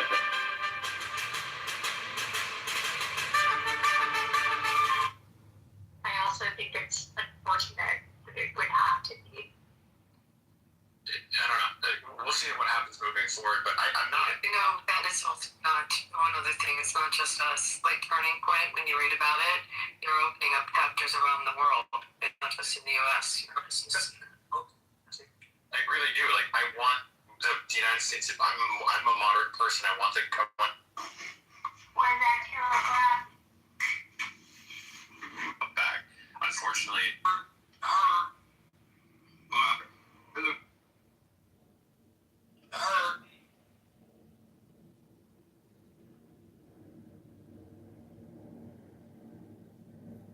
Hello? Well, if books are divine, then music must be even more sublime. Hello? The object of most of the foregoing practices will not at first be clear to you, but at least who will deny they have trained you in determination, accuracy, introspection, and many other qualities which are valuable to all men in their ordinary avocations, so that in no case would your time have been wasted. That you may gain some insight into the nature of the great work which lies beyond these elementary trifles. However, we should mention that an intelligent person may gather more than a hint of its nature from the following books, which ought to be taken as serious and learned contributions to the study of nature, though not necessarily to be implicitly relied upon. We came as we said.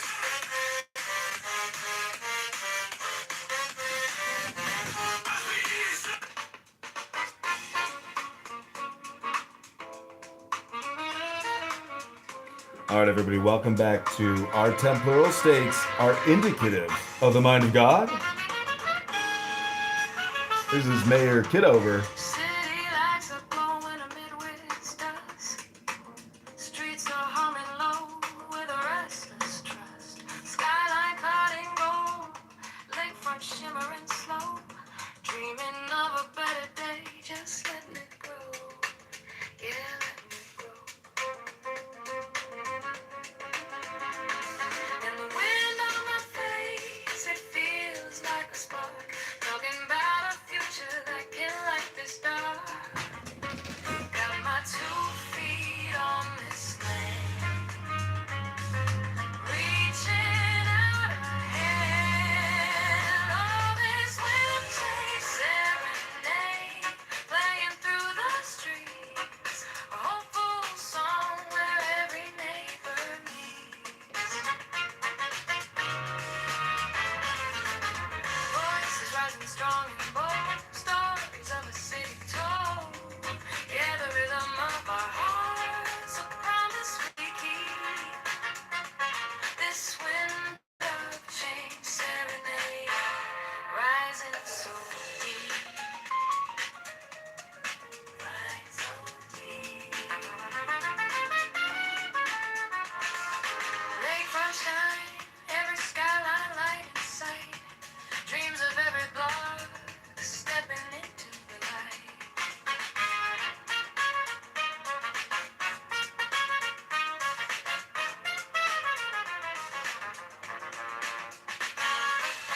This moment's golden, we're taking back our time. Every single voice, a powerfully placed line. And the wind on my face, it feels like a spark. Talking about a future that can light this dark. Got my 2 feet on this land, reaching out a hand. On this real change serenade, playing through the streets. A hopeful song where every neighbor meets. Voices rising strong and bold, stories of the city told.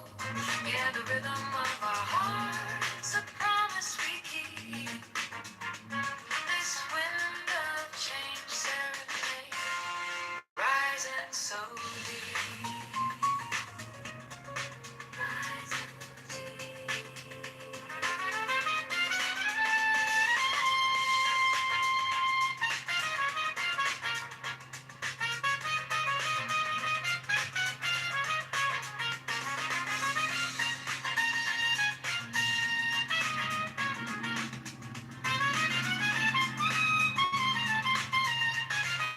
It's a slow shift in the breeze, put our worries at ease. Hear the sound of the city calling out to be free.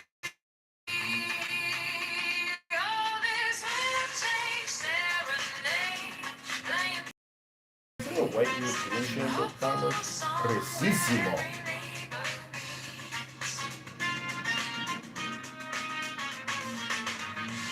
voices rising strong and bold, stories of a city told.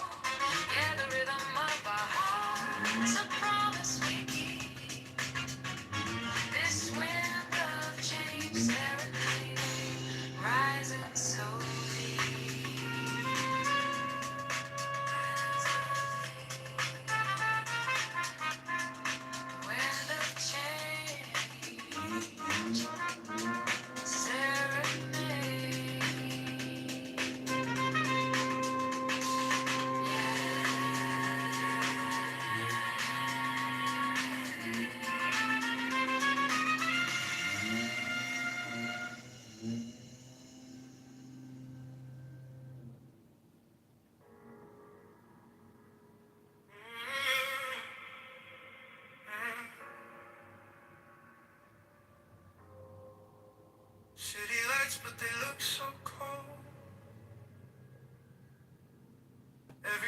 it's already so.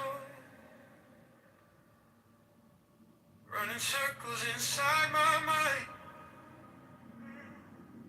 dreaming of a freer time. Maybe we're just scared to try. Maybe we believe the lie, holding back what we can't ignore. There's gotta be something more. I hear a voice inside my chest saying, don't settle for less. I'm craving change. I need to feel something real, not just talking. I wanna give more than all this empty spin. I'm craving nights when hope ignites, hearts that rise and take control. If we're falling, can stand together, we can change it all.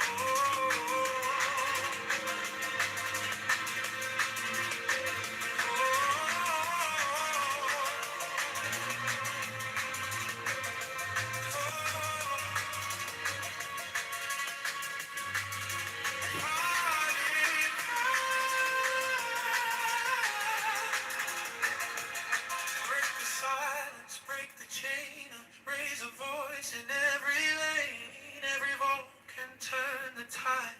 No more letting life pass by. Maybe we can shake the sky, choosing how we live and thrive. Building dreams we can't ignore. There's gotta be something more.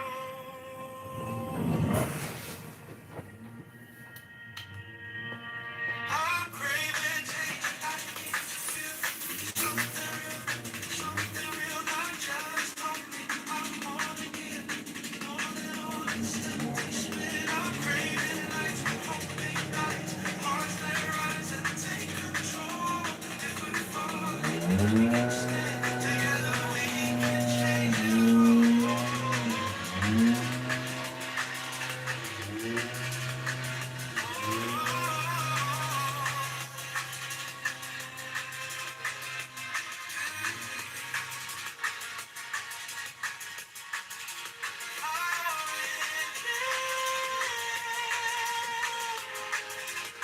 I'm craving change, we won't pretend.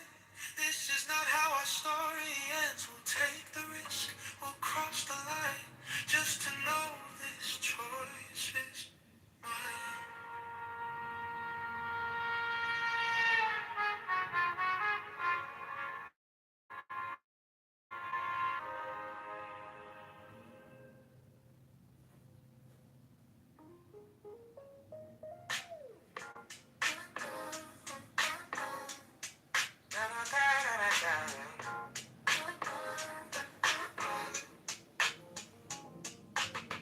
Check my phone, read the city news. All these headlines, we got more to lose. Talking about the neighborhoods that need some love. Dreaming about a leader we can be proud of. On the south and the west, every single block.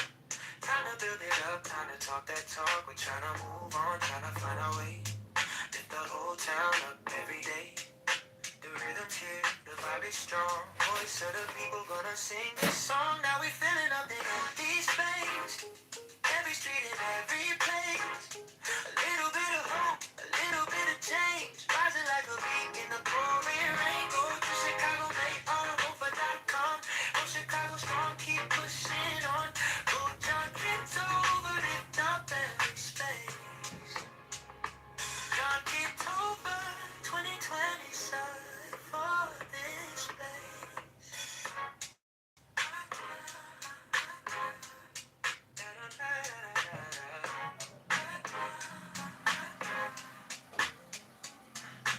One step, two step, marching down the road. Every single ward in election hope. Future of the city in the people's hands. Time to back a vision with some real plans. Tax reform talk, make the burden fair. More for the schools and the homes right there. So bold, so bright this year.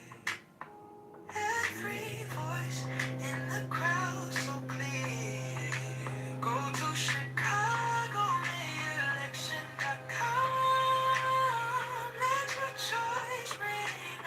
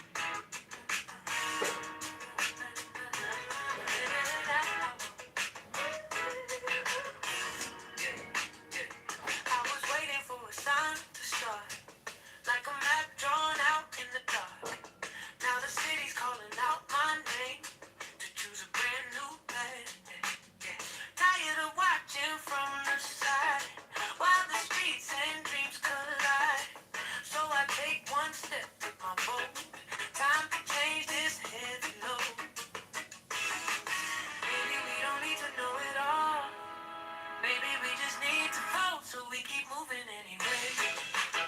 Chicago choose a brighter day.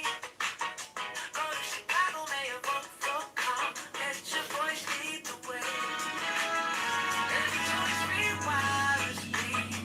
Every vote unlocks a key. We want tax reform today. Vote John, get over, pave the way.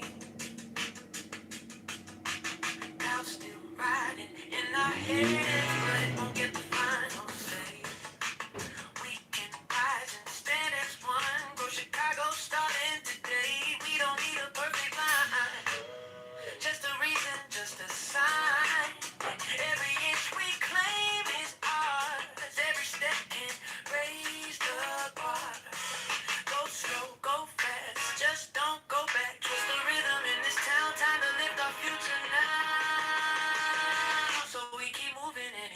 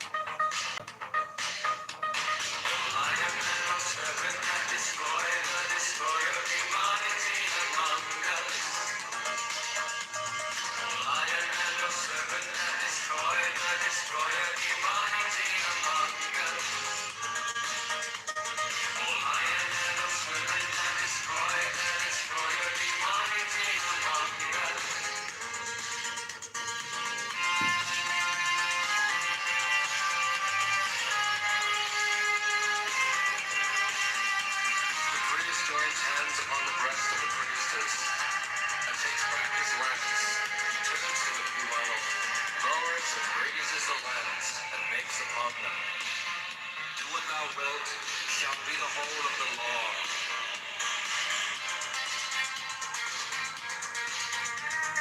Love is the law.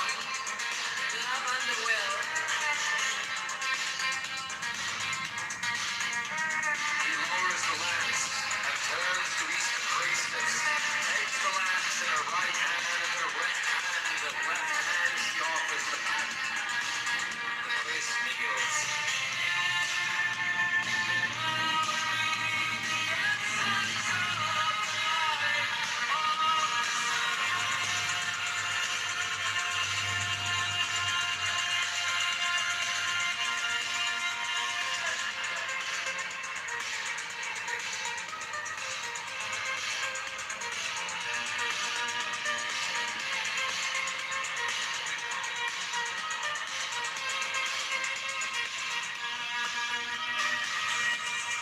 He takes the host with the right hand and makes with it on the paten and consumes it. Silence the priestess takes, uncovers, and offers the cup as before.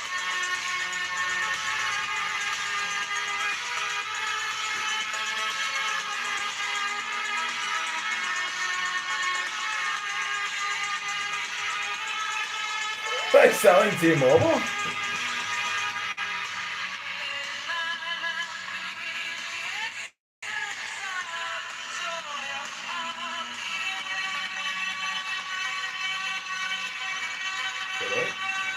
No. You shut up.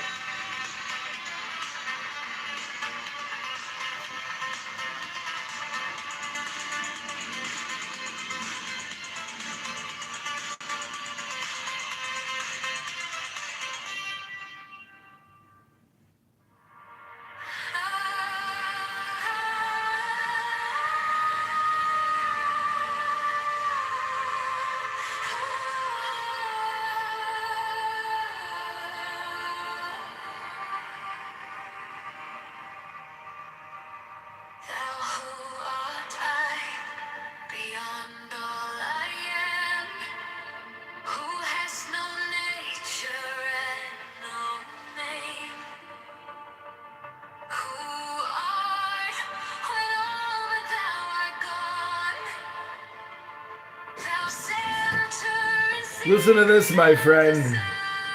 They think they have confirmed that Mossad killed Kennedy. All around me, and you want me to give up nuclear testing. Listen to this. And Kennedy, have them go the way the book does. Just have almost every topic have at least one. And you know, there's a very surprising series of letters between Kennedy and David Ben-Gurion, not only the premier of Israel, but the founder of Israel, in which they're very angry letters, in which Kennedy is saying to Ben-Gurion, I'm killing myself trying to get a nuclear test ban treaty. I've even got de Gaulle on board, and that's impossible. And you keep testing in Dimona. You've got to stop. And Ben-Gurion,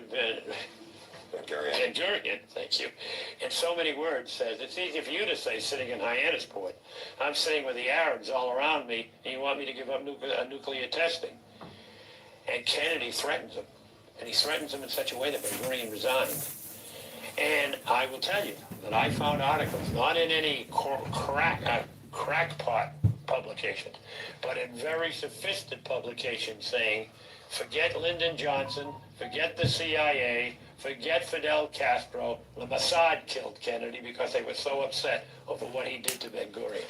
So, you know, we got a few little bombshells we throw in there, not proven, have them go the way the book does. Just have almost every topic have at least one. And, you know, there's a...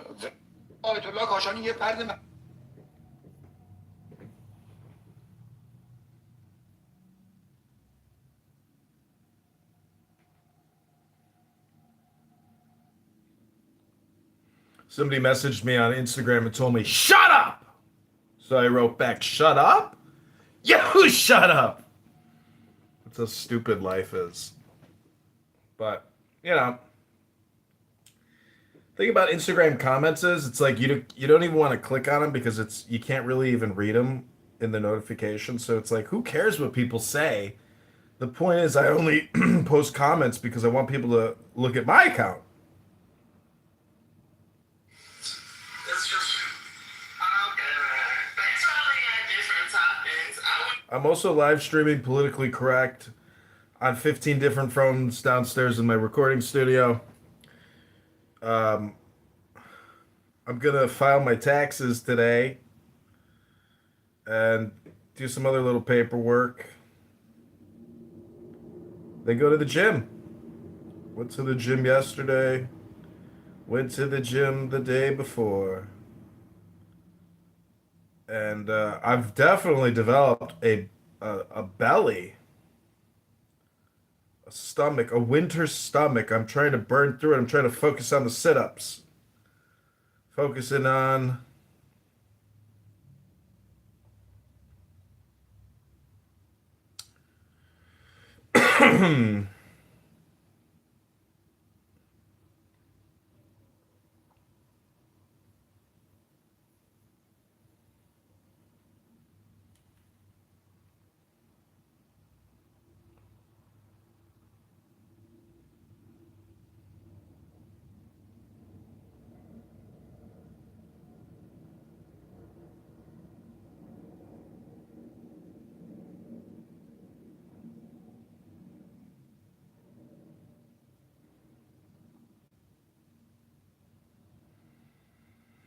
Okay, if you haven't taken the deepest breath of the day yet today,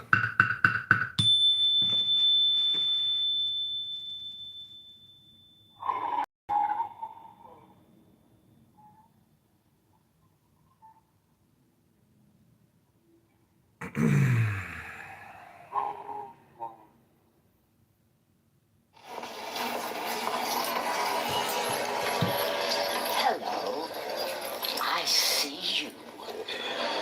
Sister, may we help you? You just lost the element of surprise, demon. Sister, this is a pre-trial hearing. We're going to have to ask you to sit down, officer. How did you find me? I just followed the scent. You can bluff everyone else, not me.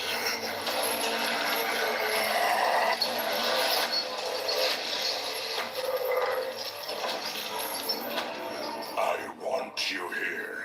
I have a free hook for you. Oh, terrified. Terrified. Oh.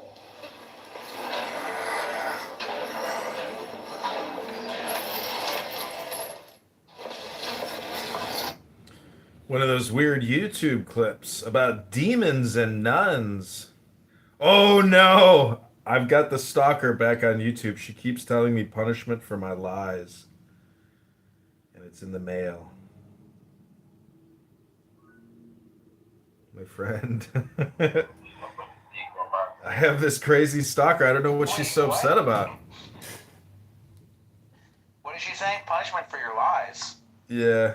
Punishment. Michelle, this crazy chick from Clubhouse. Oh, really? Totally lost it, yeah. Oh, what a psycho. Let me see if I can block her.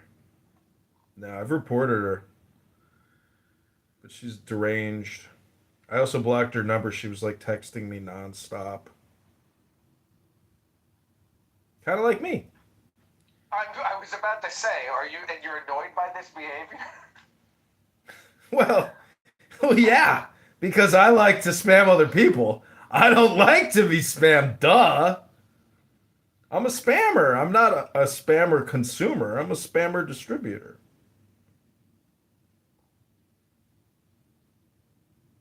I don't. Poor thing, you know. Some people's brains, they just they lose capability, and next thing you know, you're just like disabled. Do you have a dishwasher? Yeah. I spend a lot of time Doing dishes. washing dishes. If you make it into a Zen meditation of awareness, then it's actually not washing dishes. You're actually communicating or in the presence of the divine reality unfolding before you in the bubbles and the cups and the plates and the bowls and the forks and the spoons and the knives.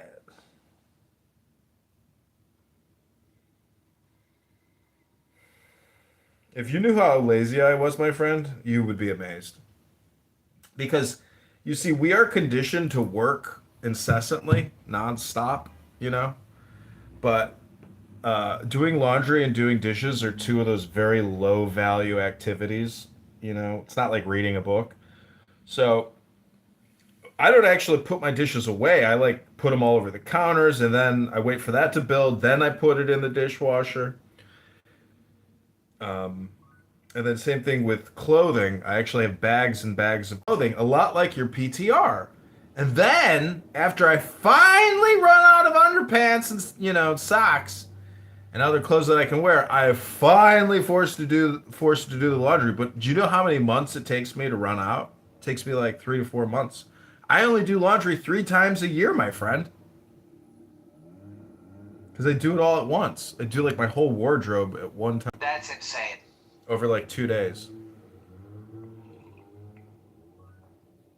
But just think about how much time I save, because some people do laundry every week. I only have to do laundry 3 out of 52 weeks. Do you know how much time I save from that? And it's all because I just decided to buy a ton of underwear.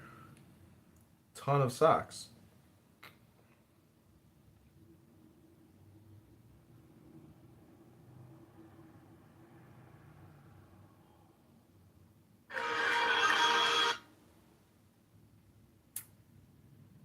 That's actually pretty smart.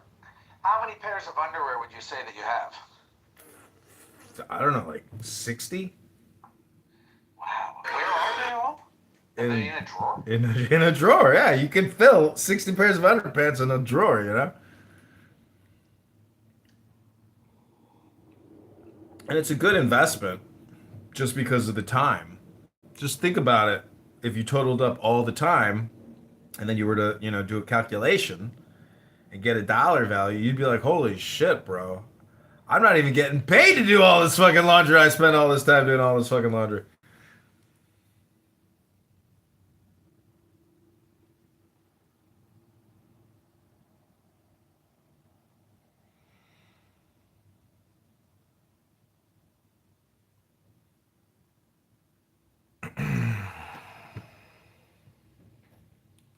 Okay. We are going to create more videos on YouTube of me reading books. Because all communication is hypnosis. And when people watch my beautiful bald head, I want them to hear something intelligent. I don't want them to hear me making fun of people on Clubhouse and abusing and roasting them and harassing them with how stupid they are for talking all the time, because they don't even know that silence is the secret. They're supposedly talking about the secret all the time on this app and their special proprietary religious association, but they're never talking about shutting the fuck up and being silent and meditating in peace. Enjoy. Instead, it's this horrible argument all the time of McZen yelling at people like he's in the courtroom. Oh, McZen, we hate it. It's so annoying. Just read a book, McZen. Slow down. Wait, slow down. Slow down. Ugh, McZen, if you were my attorney, I'm sure we'd win, but at what cost? Was it worth it? I don't think so, McZen. See, the funny thing is, all these people are actually drug addicts. Turns out they all are meth addicts. And I'm not making this up. McZed is a meth addict. Fucking Barth is a meth addict. All these guys who come here for the religious dopamine juice, they're all high on meth, and they're all sitting there debating, their particular position. But they fail to see a universal truth known as Kabbalah. I don't understand it. Or the Tao. How do you ignore Hinduism? How? It's got over 1 billion people that are interested in it. That's a lot of Hindus. They don't get a fucking say into your conversations at all? Hello?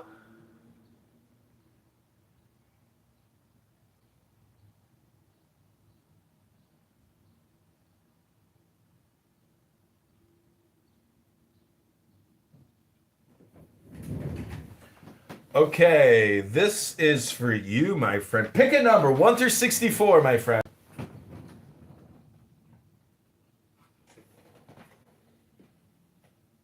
Hello? 55.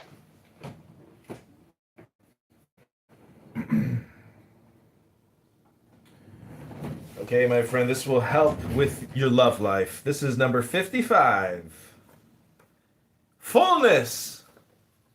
The card says that this is a moment of fullness.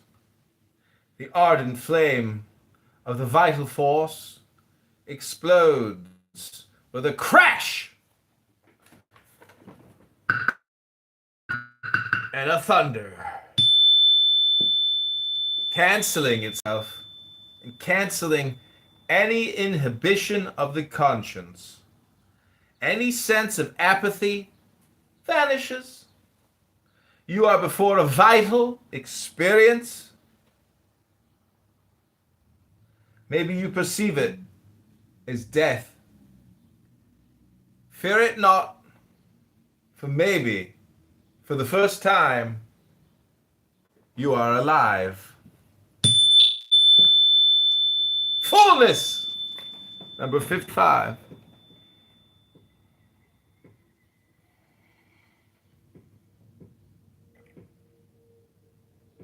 That's the I Ching of love. The love oracle. The Chinese love oracle. People really like this little book I have. Very tiny little book. It's literally 2 pieces of paper, but it's a very tiny print. I sent it to my father. He said, I can't read that!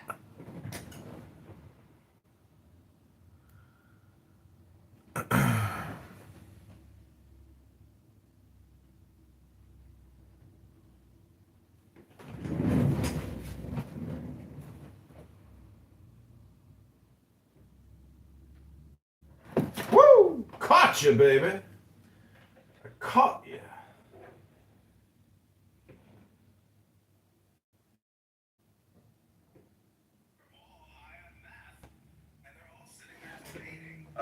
The particular position. But they fail to see a universal truth known as Kabbalah. I don't understand it.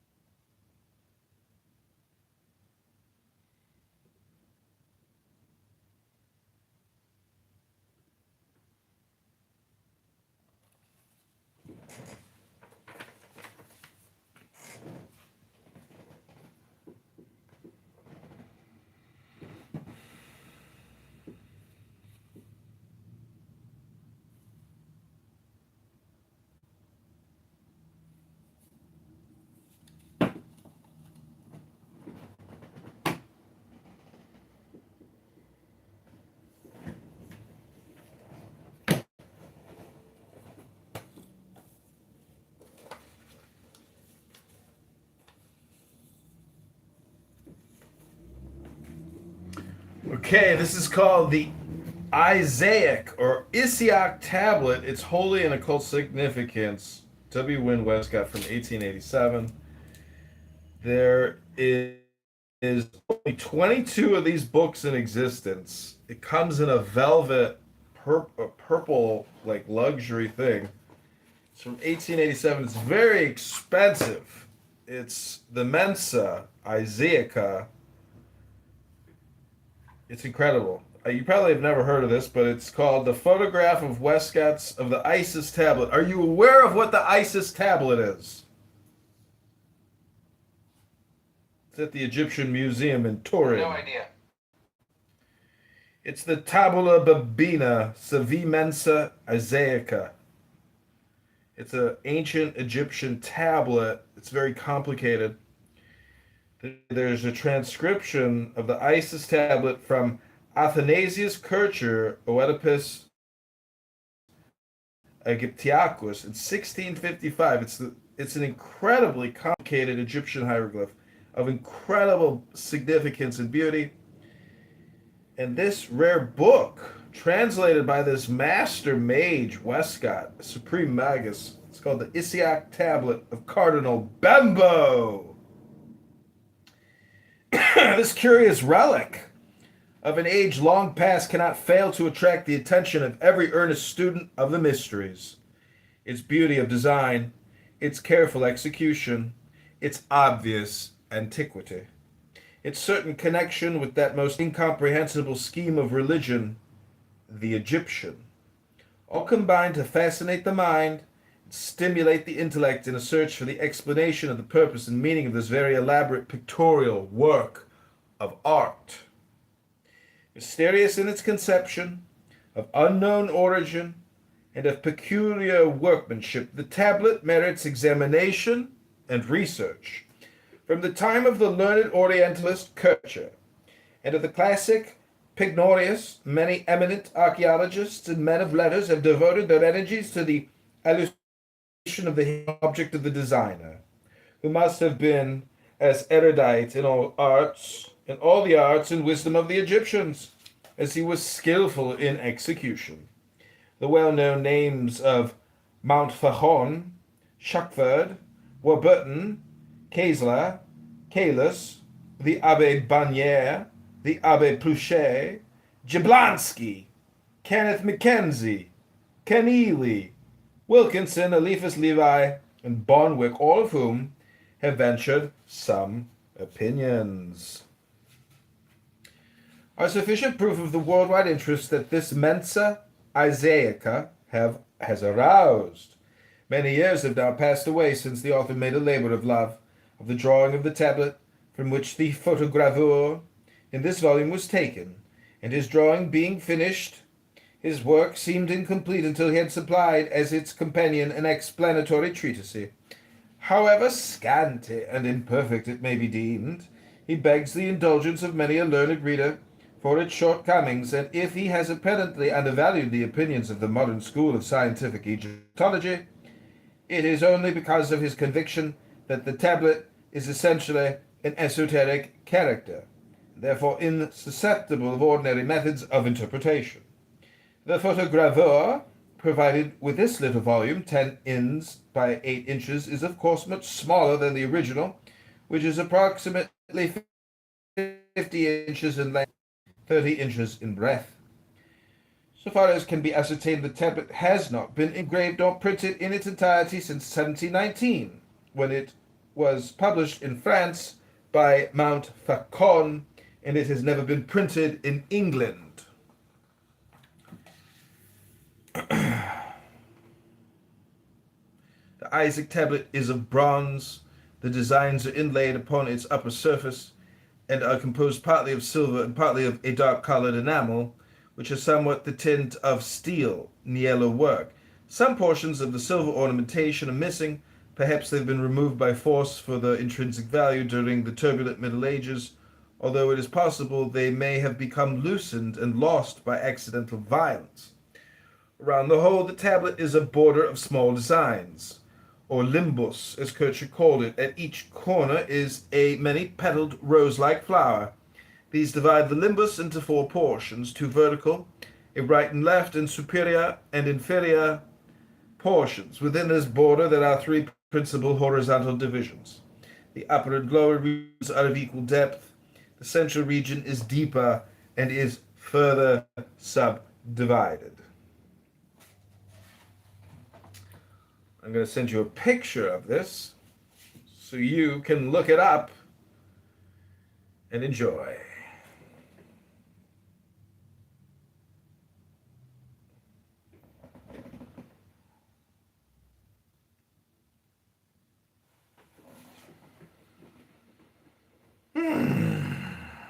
Zach de la Ruda.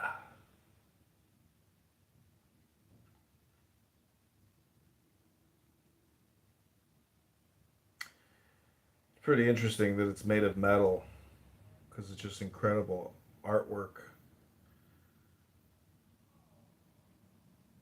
50 inches long, so about 5 feet by almost 3 feet.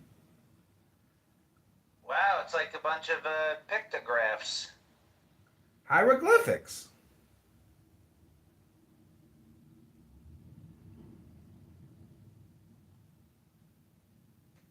Clearly, it's genius. And whatever they were trying to communicate is unknown to us in 2026. But not anymore, because we bought the very, very rare, very expensive book. It's only 22 copies.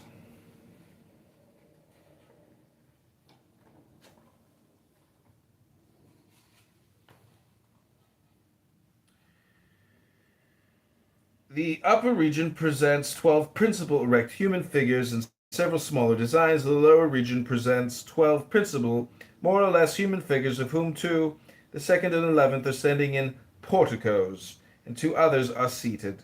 The fifth and the eighth, there are also interspersed among these several smaller figures, as a boy, a dog-headed human figure, a cat, a bird, and other curious mystic designs. The central region presents a middle grand scene, extending over 2/3 of the whole length, consisting of a throned female under a canopy. On each side of her is a triad. Each triad consists of a seated figure, a human attendant, and a winged human figure.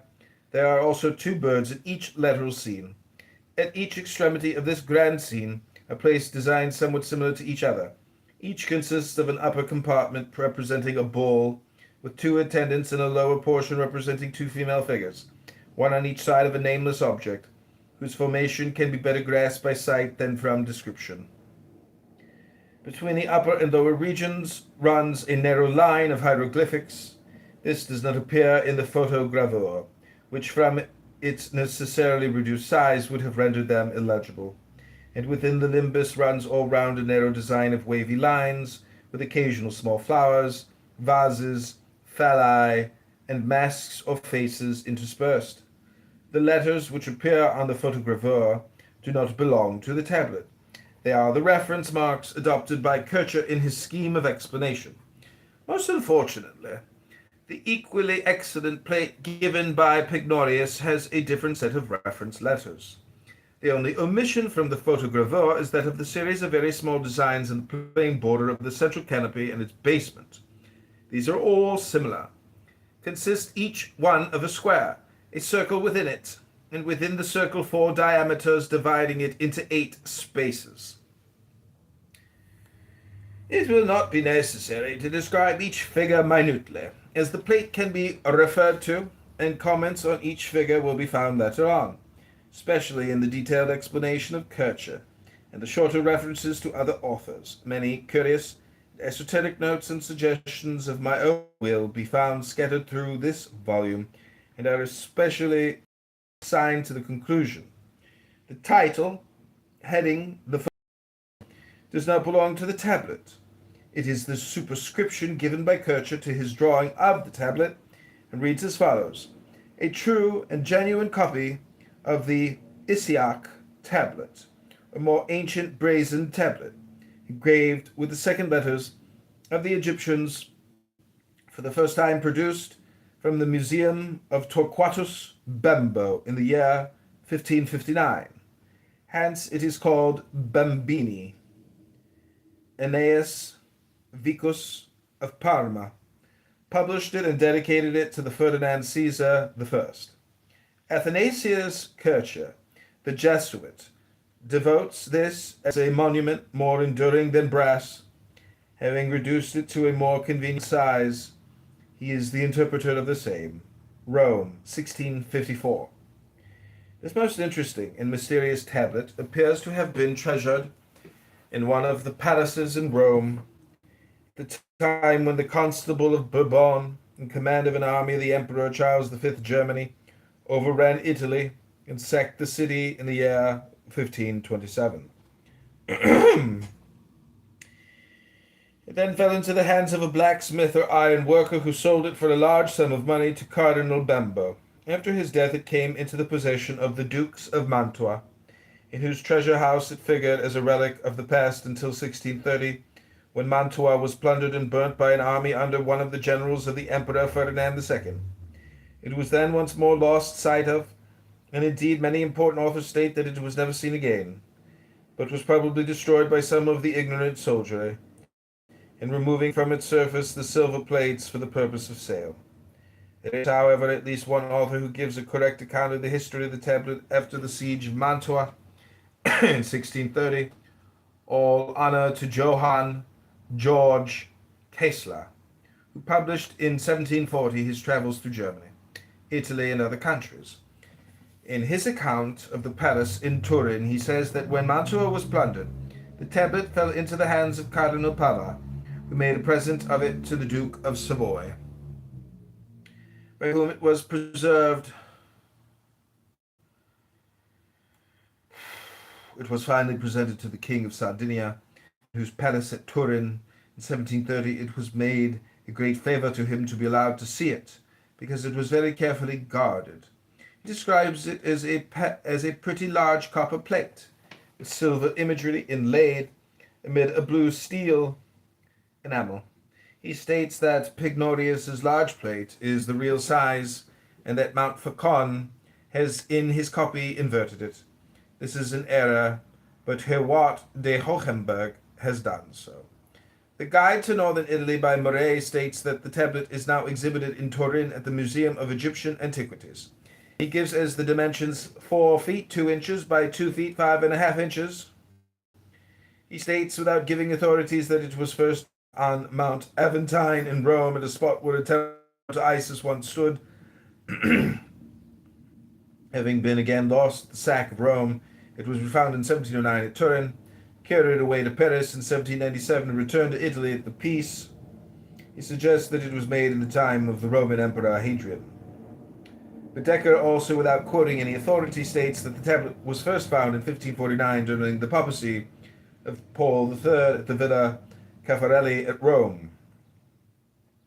Aeneas de Vico, who published his splendid identical-sized drawing of the tablet in 1559 in Venice, gives the following as the title: Vetutissime tabulae Aneae hieroglyphics hoc est sacris Egyptiorum litteris celatae typos, quem ex Torquati Bembe Museo and MDLIX Aeneas Vicus Permensus editit, ac imp Caius Ferdinando dedicavit nunc denuo publicae utilitalis ergo e tenebris in lucem prodit. This volume has no history of the tablet nor any attempted description. Second edition appeared also at Venice in 1600, published by Jacques Franco. Caylus prints a copy of this one. John George Herwart de Hohenberg has also reproduced a drawing of the tablet in his work Thesaurus Hieroglyphicorum in 1610, and a diagram professing to explain it in his Admiranda Ethnicae Theologiae Mysteria, 1625. In this latter book, he suggests that the tablet is a sort of nautical map, and that all the figures are points of the compass.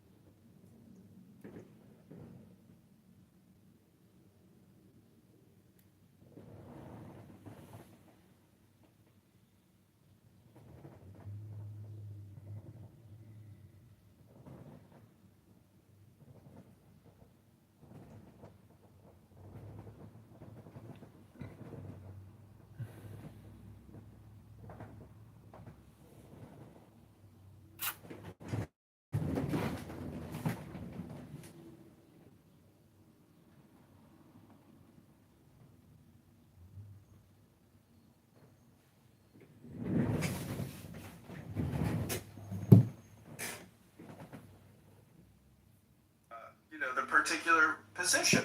But they fail to see a universal truth known as Kabbalah. I don't understand it. Or the Tao. How do you ignore Hinduism? How? It's got over 1 billion people that are interested in it. There's a lot of Hindus. They don't get a fucking say into your conversations at all? Hello?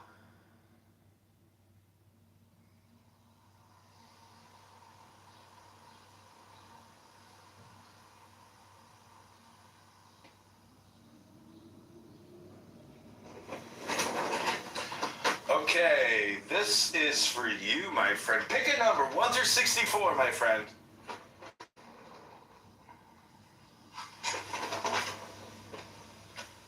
Hello? 55.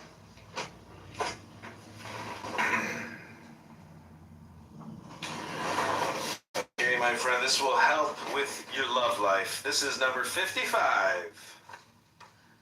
Fullness. The card says that this is a moment of fullness.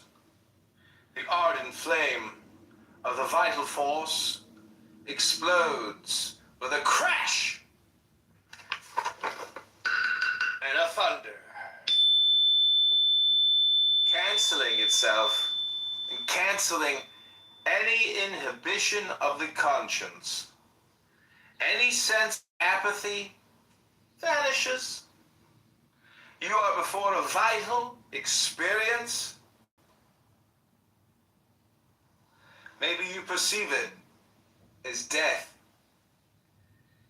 Fear it not, for maybe, for the first time, you are alive. Fullness, number 55.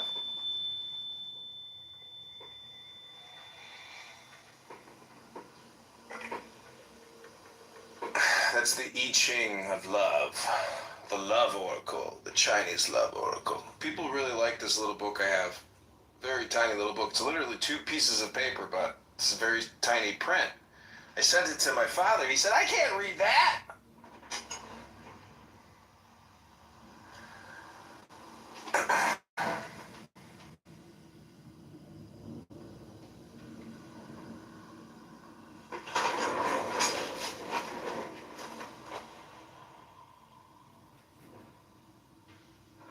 Woo! Caught you, baby.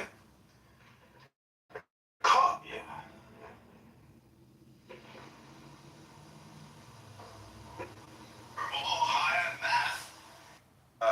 The particular position. But they fail to see a universal truth known as Kabbalah. I don't understand it. Or the Tao. How do you ignore Hinduism? How? It's got over 1 billion people that are interested in it. There's a lot of Hindus. They don't get a fucking say into your conversations at all? Hello?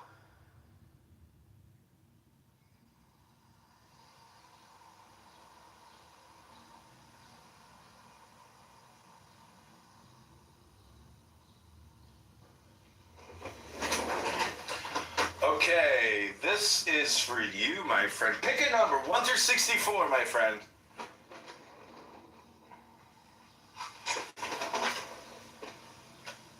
Hello? 55.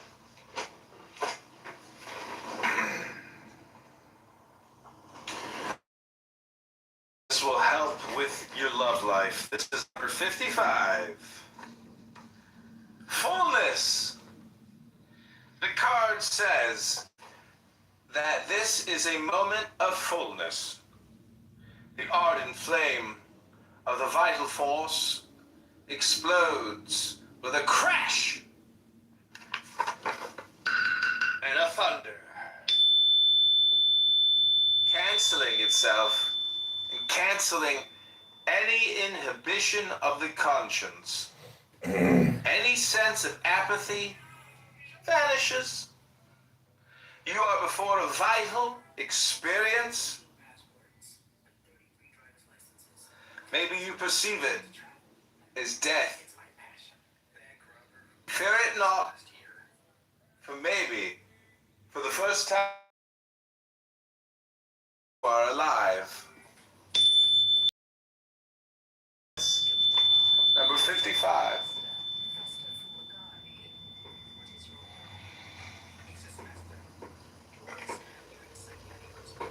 That's the I Ching of love.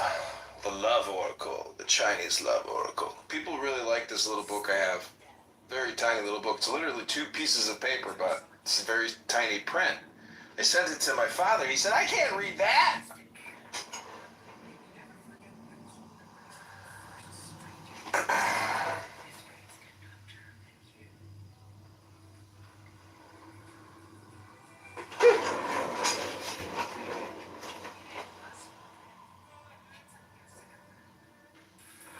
Woo! Caught you, baby. I caught you.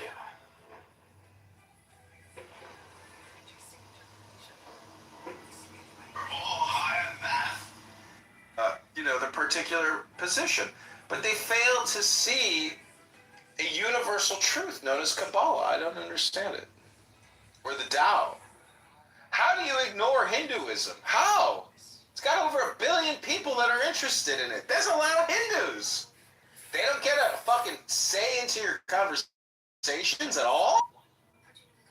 Hello?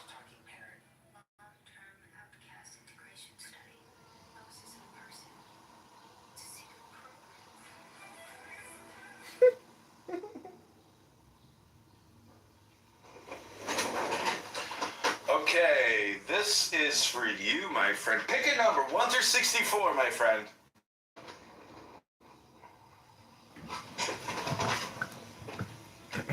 Hello? 55.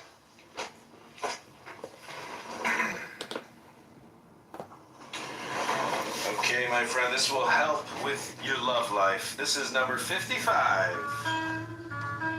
Fullness. The card says that this is a moment of fullness. The ardent flame of the vital force explodes with a crash and a thunder, canceling itself, canceling any inhibition of the conscience. Any sense of apathy vanishes. You are before a vital experience. Maybe you perceive it as death. Fear it not, for maybe, for the first time,